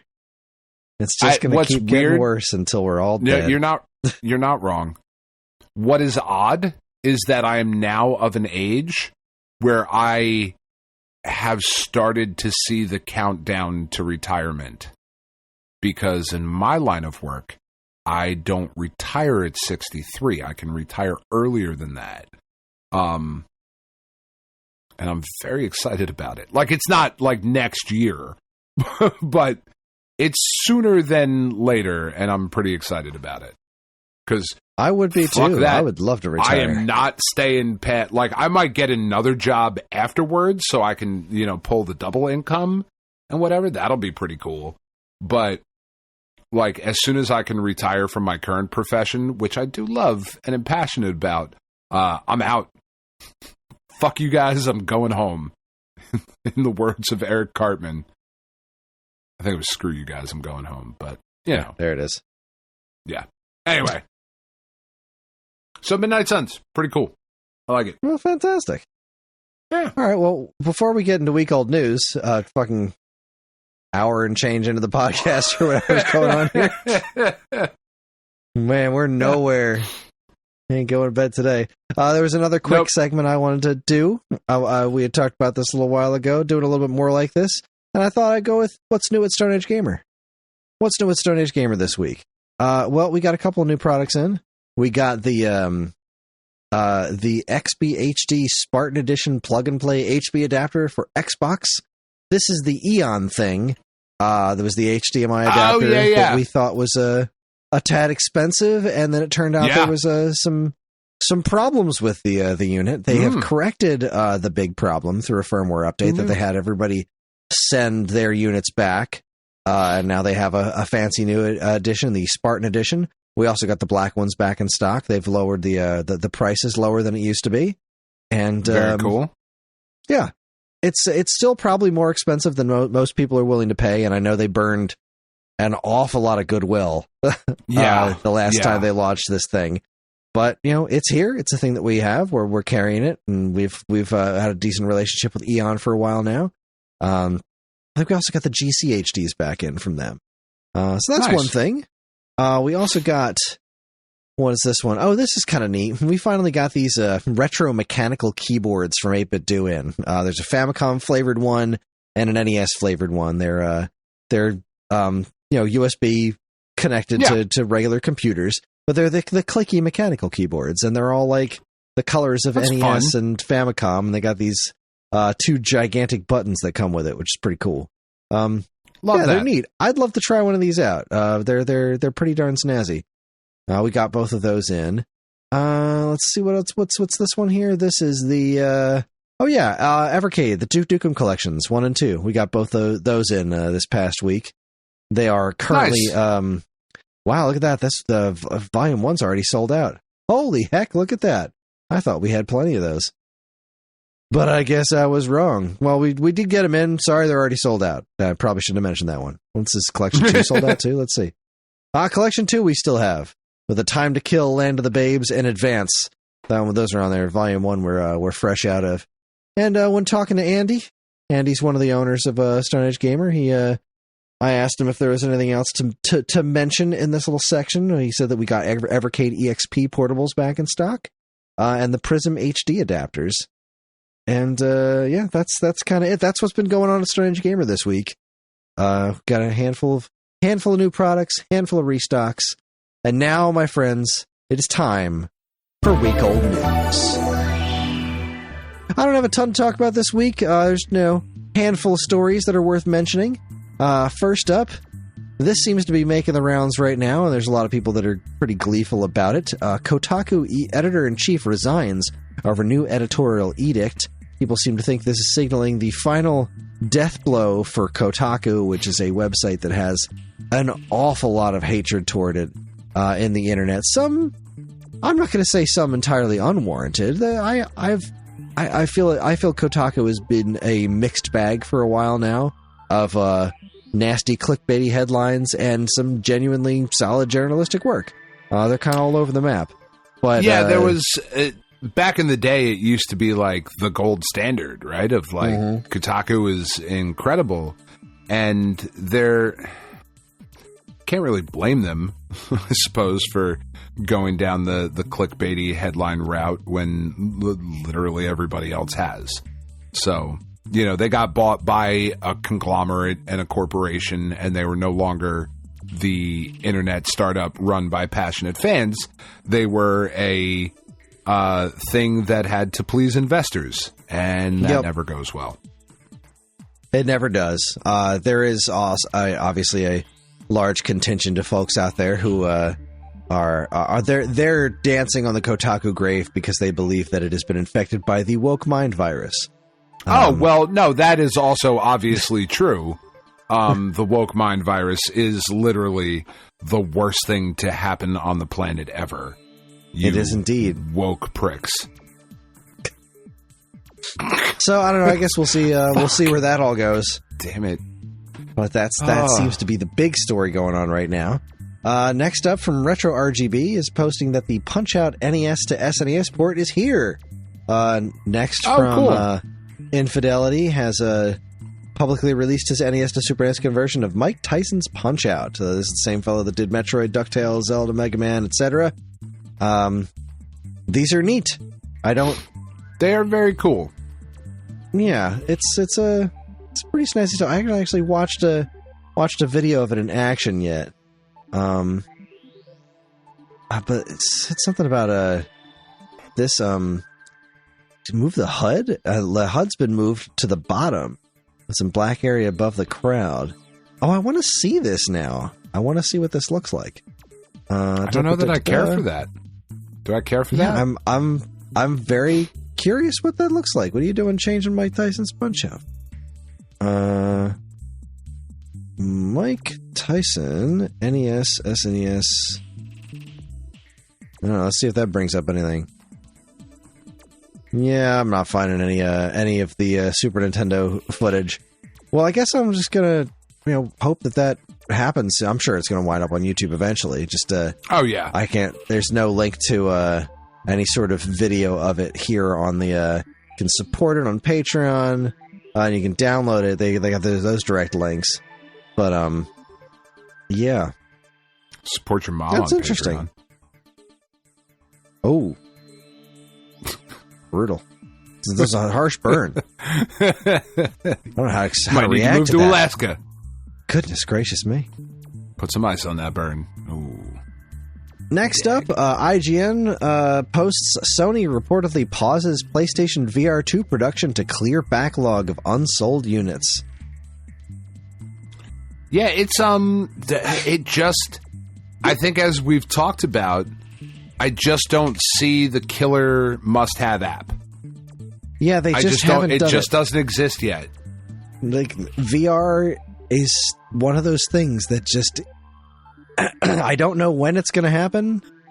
I don't even know if it's going to happen. But there's been a real push to make VR the next thing, This is the thing. It's going to become mainstream this time. And I don't know, man. I just don't know. It's so fucking cool. I love my PlayStation VR headset. Beat Saber is some of the most fun I've ever had playing video games. Beat Saber is so fucking great. It's not $600 great, and I think the PlayStation VR 2 coming out with wires still is a big problem because I'm pretty sure it's the Oculus is wireless. That fucking matters now. Like, it just does. I If would there's say a so, wireless yeah. option, that's the one I'm going with. And it's cheaper. You know? There That's just bonkers. doesn't exist that killer, this is the fucking thing we have to have. You know, Yeah, like, VR even hasn't looking, had its Wii Sports moment yet. it just hasn't. It hasn't had its Halo. Like, Xbox Live, you had to have for Halo 2. Had to. Like, I've got to play this online. I have to fucking do it. You know? More so than SOCOM. More so than Final Fantasy, what was it, 13? Or 12? I don't know. One of the Final Fantasies where it was like, you have to have the hard drive and the fucking online connection. Maybe 11? I don't fucking remember. But, like, that wasn't the thing that pushed 11. consoles online. 11, okay. That wasn't the game that pushed consoles online. It was fucking Halo 2. Like, it went from the LAN party, which was so fucking cool and so much fun, to now we can do this online. Every game has to have this kind of shit. Like, every console, this is the killer app that makes this a necessity going forward. VR just doesn't have that yet. As fun as Beat Saber is, it is not the killer app. I hope we find it one day. I really do. I think VR gaming is super fucking cool. It also doesn't help that Apple put out like a fucking $9,000 VR headset or fucking much that shit is. It's not that much, but it's like $2,000, I think, isn't it? Oh, I don't know. It's a lot. It's a lot of that money. just zoomed right out of my brain.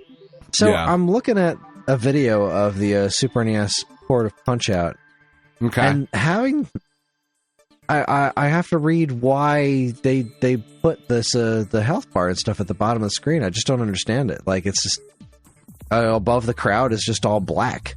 There's nothing there, and That's weird. The while you're boxing, it actually covers up some of Little Mac's feet, and it slides on and off the screens. Like, you knock somebody down, and it slides off the screen, and then once the fight starts again, it slides back on. I'm not sure I understand it. That's But weird. anyway, back to the PSVR thing. An opposing story, Push Square, reports that PS Portal is proving everyone's predictions wrong. It turns out that PS Portal, the thing that pretty much everybody was like, yeah, that looks This is dumb. weird.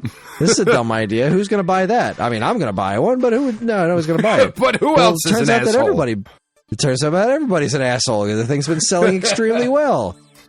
That's awesome. I still have no interest in it, but yeah, good for them. So I PSVR, kind of not doing the thing. PlayStation Yeah. Portal apparently is where it's at. We live in a strange world. I would like to have one. I don't want to buy it, though. You know, like, that's of course. I would like to have a lot of things that I don't. I don't want to buy it at its current price point. I do think it's neat, and I do think it addresses some of the things like that Switch addresses, where I want to be in the same room as my partner, but they are watching whatever they are watching, and I want to be casually watching that while mostly focusing on a video game at the same time. And we're not going to put two TVs in the house, in the living room, because we're not that crazy yet. So, I get it, you know? It does have its limitations. It's not a Switch. Can't play the games natively and all of that. Or not natively, that's not the right word. But you can't. It's not a system. It is a screen and controller. But I do think it looks really cool. Yeah, it's nifty. I definitely think I would use it. I think it's ridiculous, but I mean, I think everything PlayStation 5 is ridiculous. I think the whole aesthetic Sure. of that system is just absurd, but whatever. It is. Moving on, Time Extension has reported since Princess Peach Showtime came out today, we're finally finding out who made the damn thing. And Showtime was developed by Good Feel Games, and it marks son of a bitch. Marks the return of Goemon director after 27 years. The Wow. director of the old Goemon games. This is the first game he's directed in 27 years. That's awesome. Etsunobu Ebisu, I believe is his name. Sorry for the terrible mispronunciation, but that's really cool. And Just so far, another the game seems real neat. telling us that white men are bad, Chris. That's its entire point. That is the purpose of it, and it's not Woke wrong. bullshit.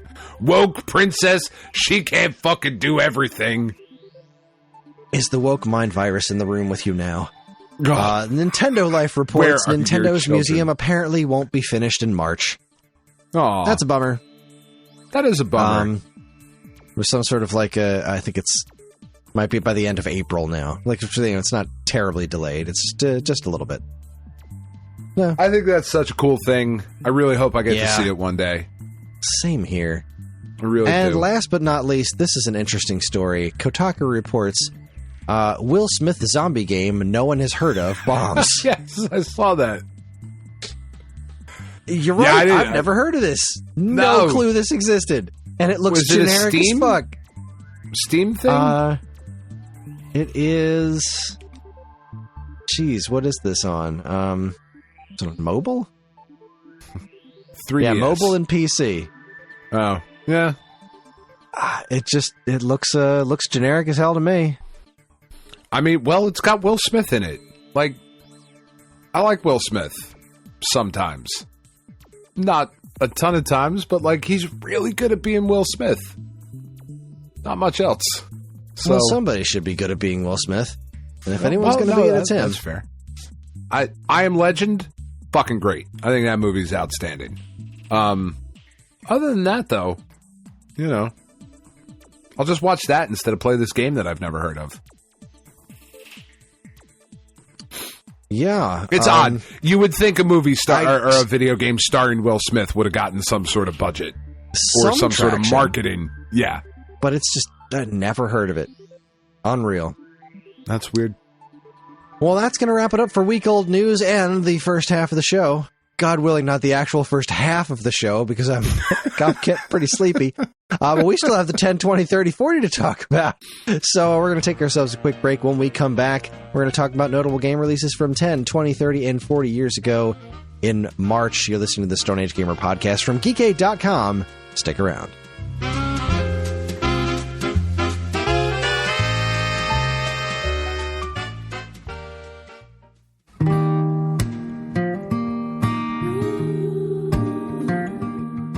We are Safe at Home, the leading dog rescue in the heart of New Jersey.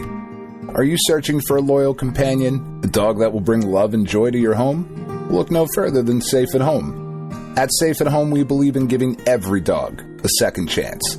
We rescue, rehabilitate, and find loving forever homes for dogs in need, right here in the Garden State. Our dogs are ready to make a lasting impact on your life. Each one has a unique story, a wagging tail, and an incredible capacity for love. When you adopt from Safe at Home, you're not just gaining a pet, you're becoming a part of our family. Our dedicated team ensures a seamless adoption process, providing ongoing support and guidance. With New Jersey's beautiful parks, beaches, and trails, you and your new furry friend will have endless opportunities for adventures and cherished memories. Safe at Home relies on the support of compassionate individuals like you. Your donations and volunteer work enable us to continue saving lives and finding forever homes for these amazing dogs.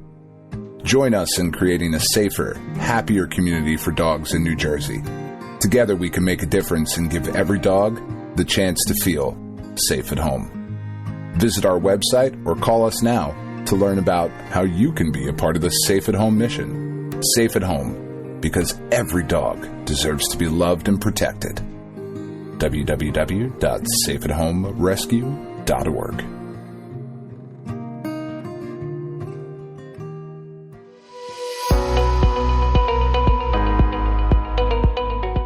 Hi everyone, Kris here. Podcast listening is free, but podcast creation is not. That's why the Geekade Patreon exists. In an effort to help us pay the bills, we've got a Patreon page set up where you can gain access to our monthly podcast topic schedule, get early access to many of our shows, and more. If you'd like to help support Geekade and keep these shows running week after week, head over to the Geekade Patreon page, linked in the show notes of this very podcast.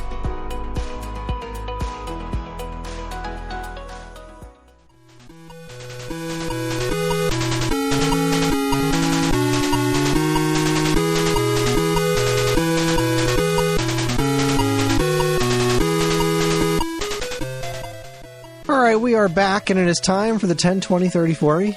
I'm over here getting an education, learning things I didn't know before. But, all right. So, this is, for those new to the program, this is what happens when a month goes by. At the end of every month, Dan and I talk about games that were released 10, 20, 30, and 40 years ago. I'm going to go ahead and pull up my spreadsheet because I didn't bother opening all the windows ahead of time. And you know why I didn't bother opening all the windows ahead of time? Because every time I do that, I wind up having to scroll through and find all of them again anyway, because things reset themselves and it's all a big old wad of stupid. Yeah, so like the ad will reload on the page and it reloads the whole page. Like, well, fuck exactly, you, man. That's not what I want.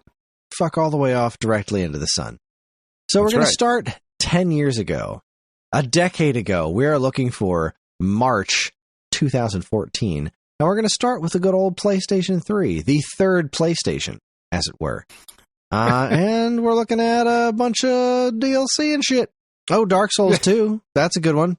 Yeah, Dark Souls 2 is cool.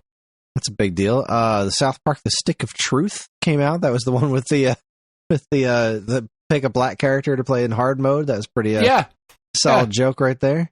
We got that's one of those games I'll get to when I retire. Yeah, there you go. Oh, this is that weird Yaiba Ninja Gaiden Z game that I've never played. Oh man, I didn't love it. It's on the PlayStation Plus. Metascore. That's not great. Yeah, it's not great. It's not great. I can't even tell you. Like, I don't even remember what I didn't like about it. I just remember I played it for maybe a half hour and deleted it because I was like, this just isn't for me. I love those that Ninja Gaiden reboot. Such a big fan. Thought it was so I liked great. Those reboot games. I bought that trilogy on Switch. Yeah. Those really the first enjoyed one. Those. Good stuff. Yeah, I would prefer the old ones. Oh, well, yeah. But then I played this Yaiba one and just I don't think I like the art style. The art, not that it was bad, it was just different. I don't know. It just didn't grab me. Talk to me about Metal Gear Solid 5 Ground Zeroes. It was fucking Kojima being Kojima, man. Were there 2 Metal Gear Solid 5 games? Well, Ground Zeroes is like a half hour. What? If that. Yeah. It is not a long thing at all. And it wasn't sold. It wasn't sold that way. Like, it wasn't a $60 game or whatever. It was pretty cheap when it came out, but it was a teaser for Metal Gear Solid 5. Was all it was. It was you do a little mission at the beginning. I mean, you could make it take longer if you're being fucking extra about it, but there's some story bits and a little mission. You got to do a little rescue mission at the beginning of it, and it was just like, the game's coming out, it's not ready yet, but instead of releasing like a demo, we're going to charge you for the demo. We're going to Gran Turismo 3 A-spec this. Yeah, and all of us were like, I don't fucking care, it's new Metal Gear. Charge me for it. I will give you money. I'm happy to.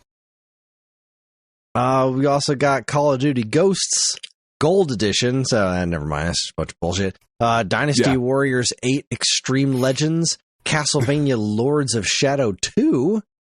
That one that's okay. The first Lords of Shadow is pretty cool. 2 was not as cool, but it was pretty cool. Okay, I'll take your word for it. I actually didn't play either of the Lords of Shadow games. I don't love Castlevania in 3D. I don't hate it, certainly. What was the PS2 one? Is that Lament of Innocence? Lament of Innocence. That was pretty cool. I liked Lament of Innocence. That one's pretty cool, but I there's just some games, in my opinion, just work better as 2D games. I believe Castlevania to be one of those franchises that is just intrinsically better in 2 dimensions versus 3 dimensions. Lords of Shadow was a little bit more action heavy than I like my Castlevanias as well. So it's not a bad game. Different animal. It was a very different take on Castlevania. It very much is. It very much is. It's more Castlevania in name only. Mm-hmm. Still pretty cool though. Shifting on over to the Xbox 360, right? We'll go back and forth this time instead of jumping to the PS4. Let's compare contemporaries here. The Xbox 360 got a Battlefield 4 Second Assault, South Park: The Stick of Truth, Dark Souls 2, the Yaiba, Ninja Gaiden Z, Metal Gear Solid 5, Ground Zeroes. Not seeing a bunch of shovelware like Flappy Wrecker and Flup the Fish. Flup the Fish! Classic, Love all time. Flup the Fish. 10 out of 10. One of my favorites. Lords of Shadow 2. It looks like pretty much the same month between Xbox 360 and PlayStation 3. Not much difference there. Yeah. PlayStation 4, though, got Putty Squad. Battlefield 4 Second Assault, Awesome Knots. They got SteamWorld Dig. That's a good one. I fucking love SteamWorld Dig. Ground Zeroes.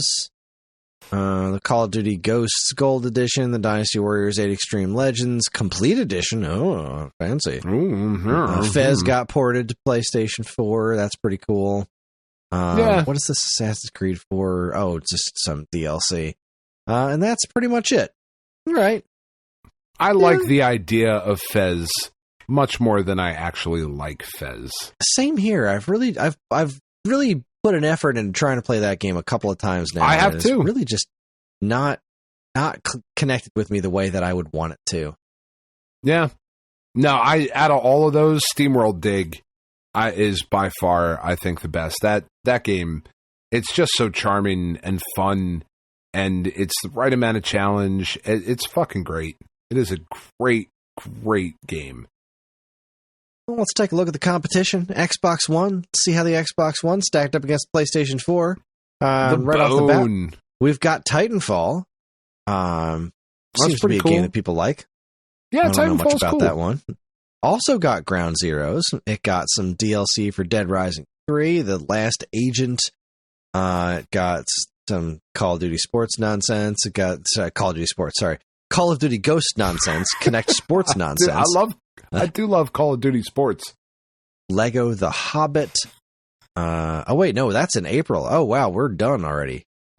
Even the Call of Duty and the Connect Sports was April. I was just reading because I figured it wasn't that short. But yeah, it was literally Xbox One, Assassin's Creed 4, Dead Rising 3 DLC, Metal Gear Solid Ground Zeroes, and Titanfall. That was it for Xbox That's not One. Much.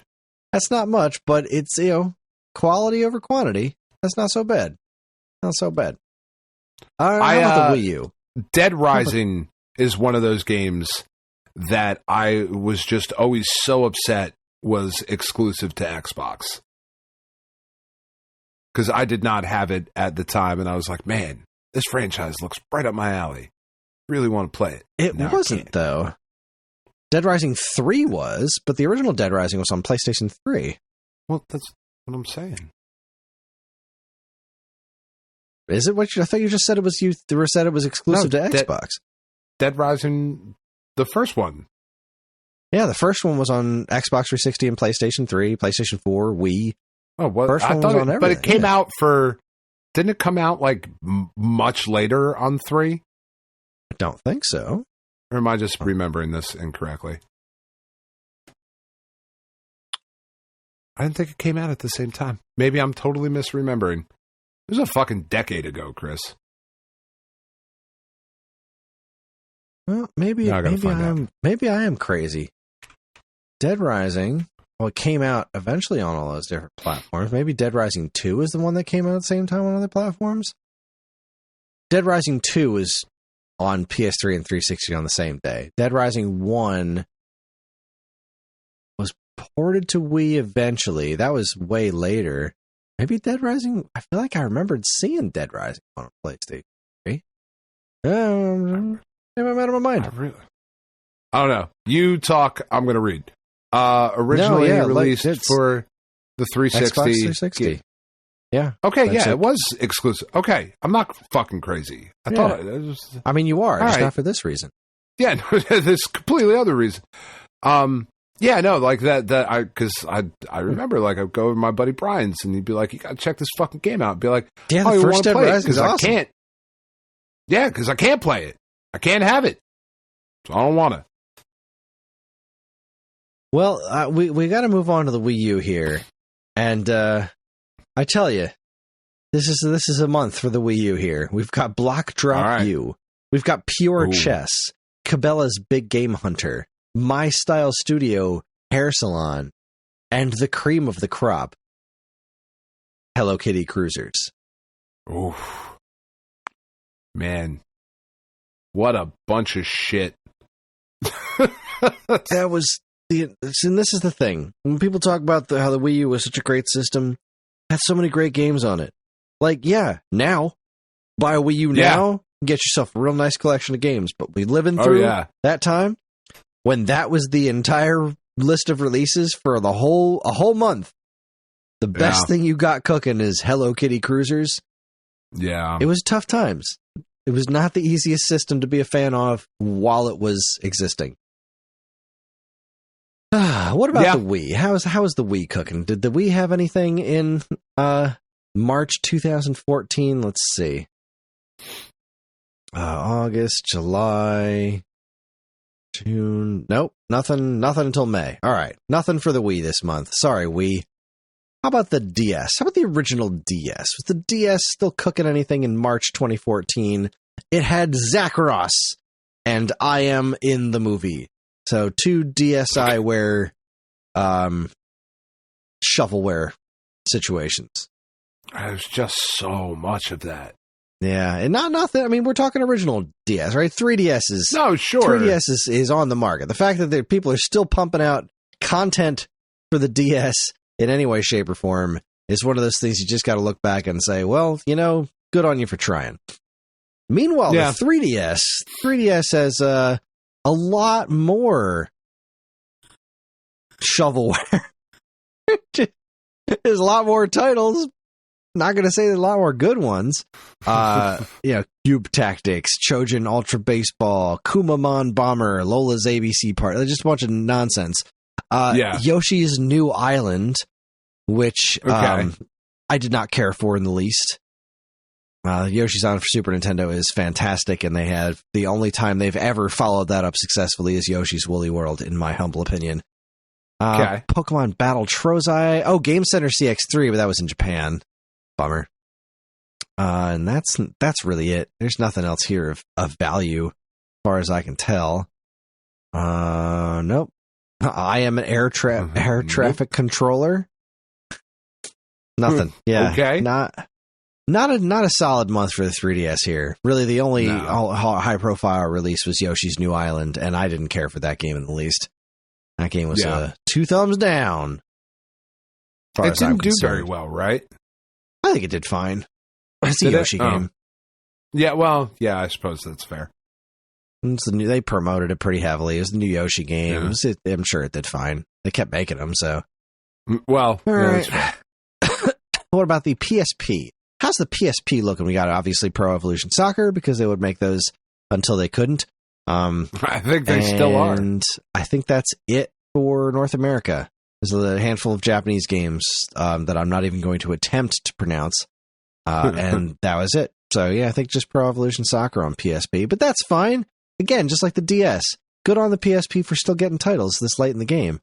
The PlayStation Vita, though, the PlayStation Life, there we go, March. Let's see. Alien Walk, Hatsune Miku Project, something or other. Nope. Not seeing anything of value here. Final Fantasy X and X-2 collection. Oh, SteamWorld Dig. There you go. I can turn my nose up at that. Dynasty Warriors 8 Extreme Legends Complete Edition hit the old Vita as well. Yeah. Deception 4 Blood Ties, Fez, a bunch of Japanese anime nonsense, more not anime nonsense. Wow, there's a lot of anime nonsense, and that's it. Okay. The Vita's a weird system. I don't know what to say. It's a strange system. There's a lot of good stuff on it, but there's also a reason that it didn't last very long. So, meanwhile, according to Wikipedia, on the Ouya in March 2014, we got 2048, and the page just disappeared on what's going on here. There it is. And Shadowblade. What's Shadowblade? It's an action platform game developed by Dead Mage and published by Crescent Moon Games for iOS, Android, and Ouya. It was remade as Shadowblade Reload for Microsoft Windows and modern consoles. Okay. It's got some neat artwork. Okay. Learn something new every day. And that is the 10. Pretty underwhelming. SteamWorld Dig, I would argue, is the best of the bunch. Yeah, and that wasn't even new. Like that was just, SteamWorld Dig had been out already. This is just the ports that it landed on. Yeah. So let's see if the 20 hits us any better. And we got any PlayStation 1 games in March 2004? According to Metacritic, we do. As a matter of fact, March 2004. I actually have a handful. We've got Robin Hood: The Siege, MLB 2005, CT Special Forces 3, a Driver compilation, which is Driver 1 and 2, Rascal Racers, and Extreme Ghostbusters: The Ultimate Invasion. Okay. I never got into those Driver games. I know they did very, very well for Sony. I just didn't care for them all that much, which is unsurprising given the coattails. Yeah, like given the way that we feel about GTA, it's unsurprising that Driver was also not for us. Dee-dee-doo-dah. Yeah. What about PlayStation 2 though? See, this is where the real meat and potatoes are. This is where the real crux of the biscuit is, as they would say. We're not talking PlayStation 1 Lots of anymore. people do say crux of the biscuit. They do. I hear them every day. Tears running down their faces. Scooby-Doo, Mystery Mayhem. Sir. I remember these Scooby-Doo games just because it's fucking ridiculous. Because it's really fucking embarrassing. It's so embarrassing. It's the Scooby-Doo Mystery Mayhem. They were making those Scooby-Doo games on this platform. I feel like there was like 2 or 3 of them, and they all sold really well. This Lifeline game, I don't even remember what this is about, but I remember like this is the game you had to talk to. It was a Konami thing on PlayStation 2. Oh, yeah. Square Enix's Drakengard, which I thought always looked cool, but I never actually played. I think MTX that's kind of how most Tracks. people approach Drakengard. I don't think it really caught on. The space it occupied. Oh, look, that looks neat. Next. Skipping over a lot of non-noteworthy things. You got MVP Baseball 2004. That's the one with the 90 Metascore. It was a really good game, apparently. I love the show. I love it. It's well documented. My love for the show. I fucking miss MVP Baseball. I miss it so hard. There was The Suffering, which is what Dan goes through every time he thinks of MVP Baseball and the fact that it's not around anymore. Suffering was a cool game.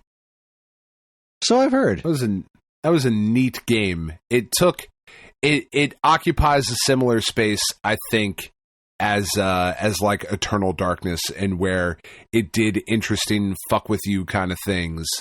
Certainly not to the extent that Eternal Darkness did.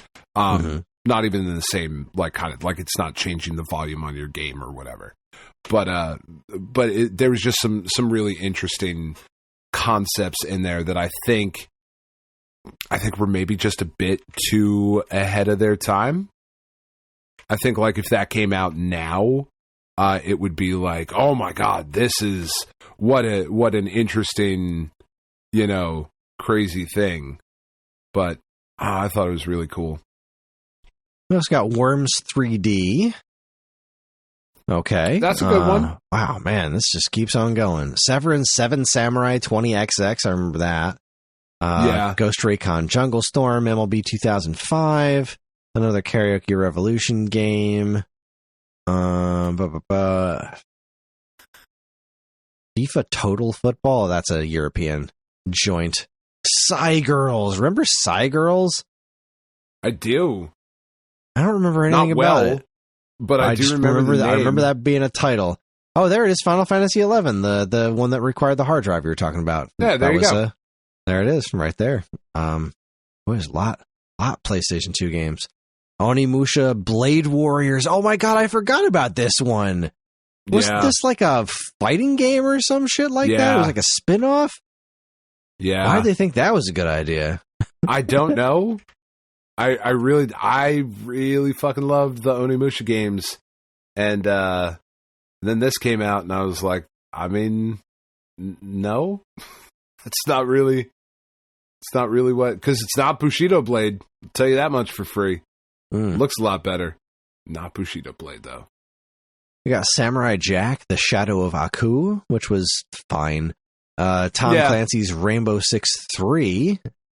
Reading Rainbow? Yes, Tom Clancy's Reading Rainbow. Crimson Sea 2. And Resident Evil Outbreak. Like every month, PlayStation 2 had a lot of games. I'm not seeing any, like, real heavy hitters this month, but they had it in quantity, that's for sure. Yeah, I think the two Tom Clancy games in the same month. Probably the most interesting thing that came out. Mm-hmm. Yeah. What about the Xbox? Let's see. Xbox. Ooh, coming out of the gate swinging. The Xbox in March 2nd, 2004. Ninja Fuck Mothering Gaiden. Well, yeah. Yeah. It's a great fucking game. It's a great fucking game. Spectacular fucking game. It also got the MTX Moto Tracks, the Scooby-Doo game, Dead Man's Hand. Well, I don't remember that being a thing. Like, not a super popular thing. It doesn't have great reviews, but I remember that game for some reason. Xbox also got the Suffering MVP Baseball. This when Mafia came out here. Mafia is a cool game. Yeah. I think it hit Xbox before the other platforms. What else think we got here? Oh, it was Tenchu, Return from Darkness. I remember seeing that. All-Star Baseball 2005. Still trying its best. Tom Clancy's Splinter Cell, Pandora Tomorrow. Geez, that was a big hairy deal. People love those Splinter Cell games. This one's sitting in a 93 Metascore too. And that's about it of note. That's a pretty solid month right there for Xbox. But Splinter Cell is, of all the Tom Clancy things, Splinter Cell that's the one that holds the most cash. And you pair that with Ninja Gaiden, and then on top of like just about everything noteworthy that hit PlayStation 2, Xbox had a real solid month. It's a really good month. I never got into the Splinter Cell games because I was young enough to be like, no, I fucking like Metal Gear. I don't like this other spy game. This spy game is nowhere near up its ass enough for me. No. But I had no problem with Siphon Filter. So fucking make that make sense. Square that circle. Let's see how the old GameCube hold up. Scooby-Doo, of course. Phantasy Star Online 3. That's cool. Metal Gear Solid: The Twin Snakes. Excellent. MVP 2004. Bomberman Jetters. This Metal Gear special disc, like that didn't come out in North America. What was on this? There's no information about it at all. All right, then. I'm assuming it's just the MSX games. I didn't know that came out on GameCube. That's neat. Of course, didn't come out in America. Whatever. Worms 3D. Oh, there's a Harvest Moon. Harvest Moon, A Wonderful Life. Oh, I remember people liking that one. It's got a decent Metascore, 79. The Samurai Jack game came out here as well. Knights of the Temple, Infernal Crusade, and this dopey Mission Impossible game, Operation Surma. I don't remember that being well liked. No. Okay, not bad. I mean, Twin Snakes is awesome. Bomberman Jetters is pretty cool. Is incredible. Yeah, Twin Snakes is fucking wild. And PSO3, on the system that had like the least online possible was where they Fantasy Star Online games. It's just a strange choice.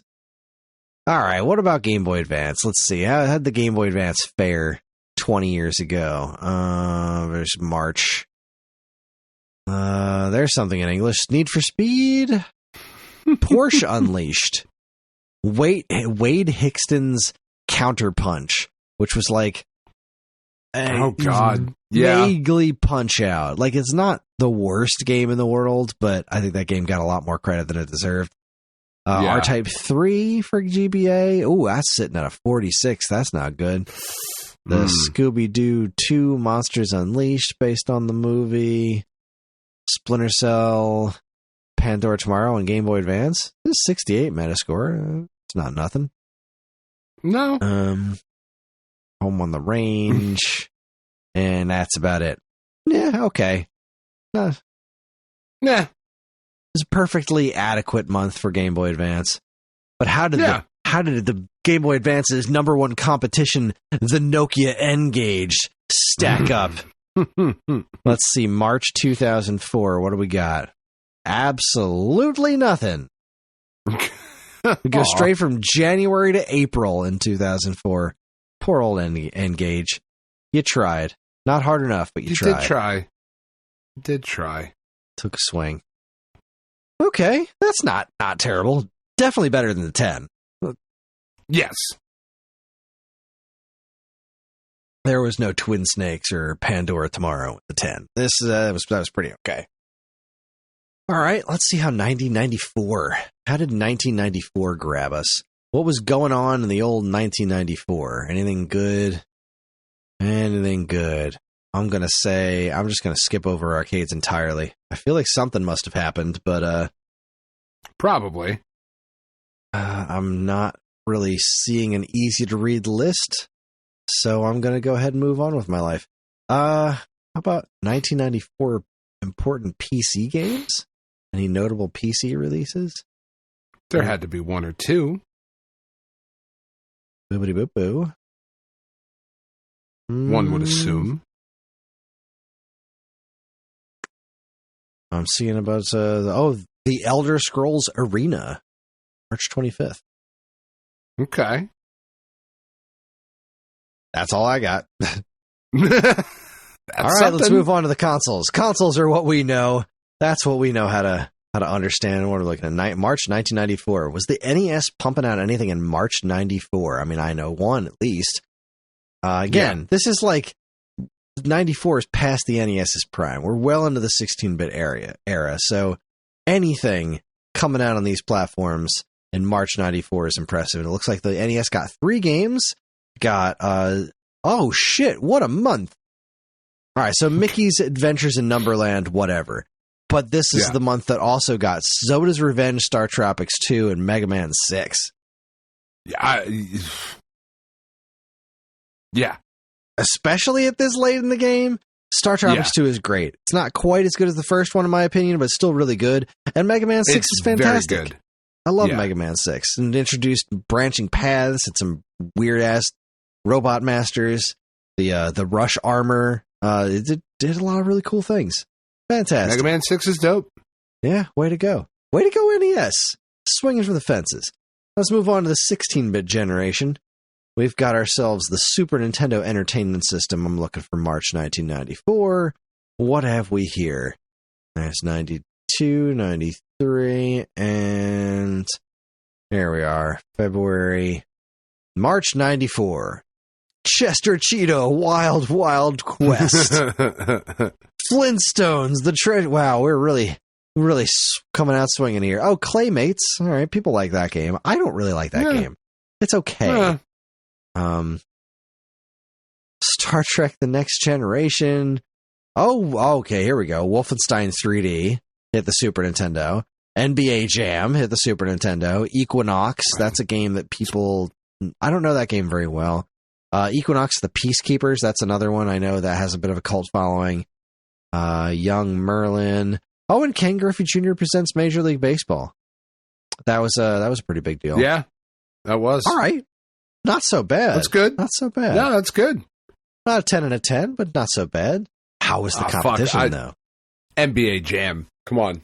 Yeah, NBA Jam was so good. I played the shit out of that on Super Nintendo. Such a fun game. Like, still a fun game. Oh, yeah. I have to assume that also hit Genesis the same month. I think that came out at the same time. Let's see. March 1994 on Genesis got Columns 3, PGA European Tour, Shadowrun, Skitchin. There's NBA Jam. Virtua Racing, that weird, crazy cartridge. Oh shit, Castlevania Bloodlines. That's pretty big. Fewer That's games, a very good game. But I don't know. That's tough. I don't think know. Castlevania Bloodline kind of puts you over the top. Except I don't like that game very much.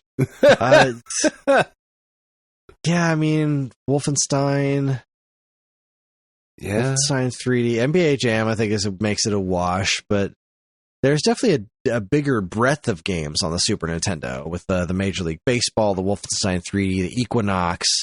Yeah, I think it's a draw. I think that's just good all around. That's that's not bad. Like you're happy. You're happy either way. Yeah, that's NES, Super NES, and Genesis with some solid releases right there. Let's see if we got anything in March 94. The 90s were clearly better than any other generation. March 94, looks like there's a bunch of Sega CD games listed here. We've got Dark Wizard, Revenge of the Ninja, Rise of the Dragon, Star Wars Rebel Assault, The Third World War, Tomcat Alley, Wing Commander, Heimdall, Mortal Kombat. That's a lot of Sega CD. It is a lot of Sega CD. I don't believe that to be accurate. I find it very hard to believe that there were that many Sega CD games in 1 month. Well, they all had to come out sometime. We're just hold now. Boy, let's see. Do we have anything on the Turbo CD at this point? March 93. There we go. We got 2 games. We got Bomberman 93 and Lords of Thunder. Awesome. Oh, fuck. Lords of Thunder is so good. Damn. I mean, I know that I am in the minority on my fuck Bomberman take, but Lords of Thunder is just so good. Man, even the Turbo graphics is coming out swinging. Yeah, this month. The 90s were clearly the best decade. Clearly. I said generation a minute ago. I've corrected it now because, I realized I flubbed, but so good. Fuck, Lords of Thunder is so good. Such an underappreciated, underplayed game, too. Is that only on the CD? Yeah. Did that ever make it anywhere else? Yeah, it's on Virtual Console and stuff. Yeah.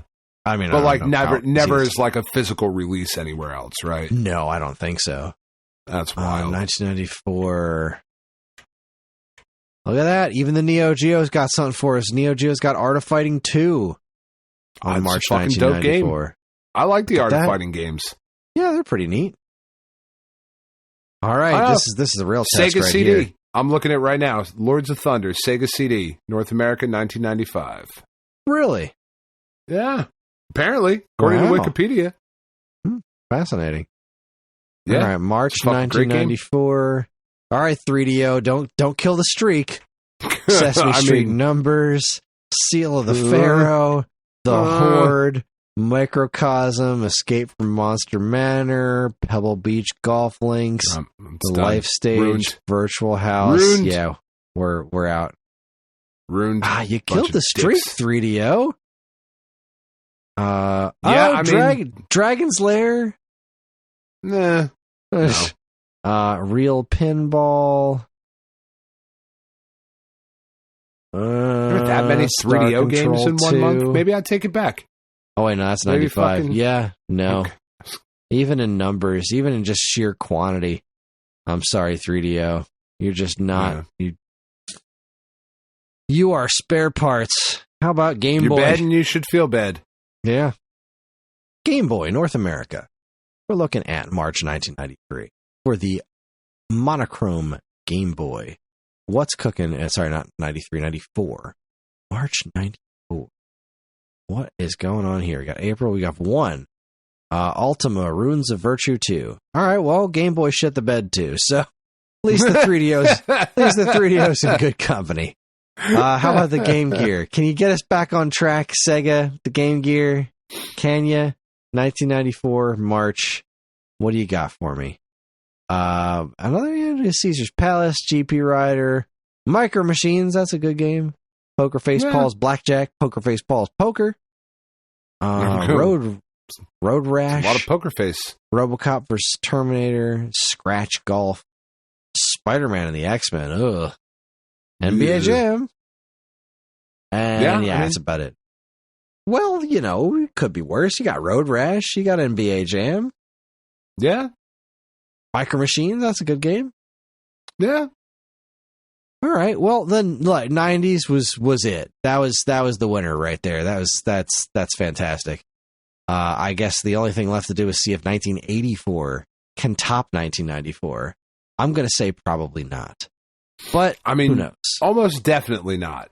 But it's worth a look. What else we got in the arcades in March? I don't see anything of note showing up except Versus Tennis. So we're just going to move on to the old Atari 2600. 1984. 1984. Let's go ahead and just search it. See what happens. All right. January, February. Oh, March. Ooh, this is a big fat stack of titles. March 84 for Atari 2600. Berenstain Bears, Frontline, Hero. Hero's a fucking winner.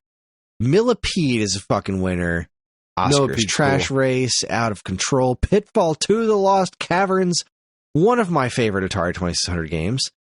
Private Eye, which I heard was interesting. I listened to Ferg's episode on that. That's it was one of those interesting things. And something called Shuttle Orbiter. Well, shit. Hero, Pitfall 2, Private Eye, and Millipede. Those four alone, that is fucking killer for Atari 2600. I don't know. Good work. Hero. What is Hero? It's an Activision game where you're like a dude with a helicopter strapped to your back and you go down in caves and do cool stuff. It's a neat game. Oh, cool. You should look into that one. Yeah. Let's see. The Intellivision was technically still kicking in 1984, though you wouldn't know it since no games released between January and June. Wow. Oof. All right. Let's see if the Atari 5200 fared any better. Atari 5200 in 1984. What are you cooking up? March, the original Pitfall came to 5200, as did Robotron 2084. That's a good game. I like Robotron. I wonder how that plays on 5200. Let's see. Pretty good, you would imagine, right? Well, non-centering joysticks.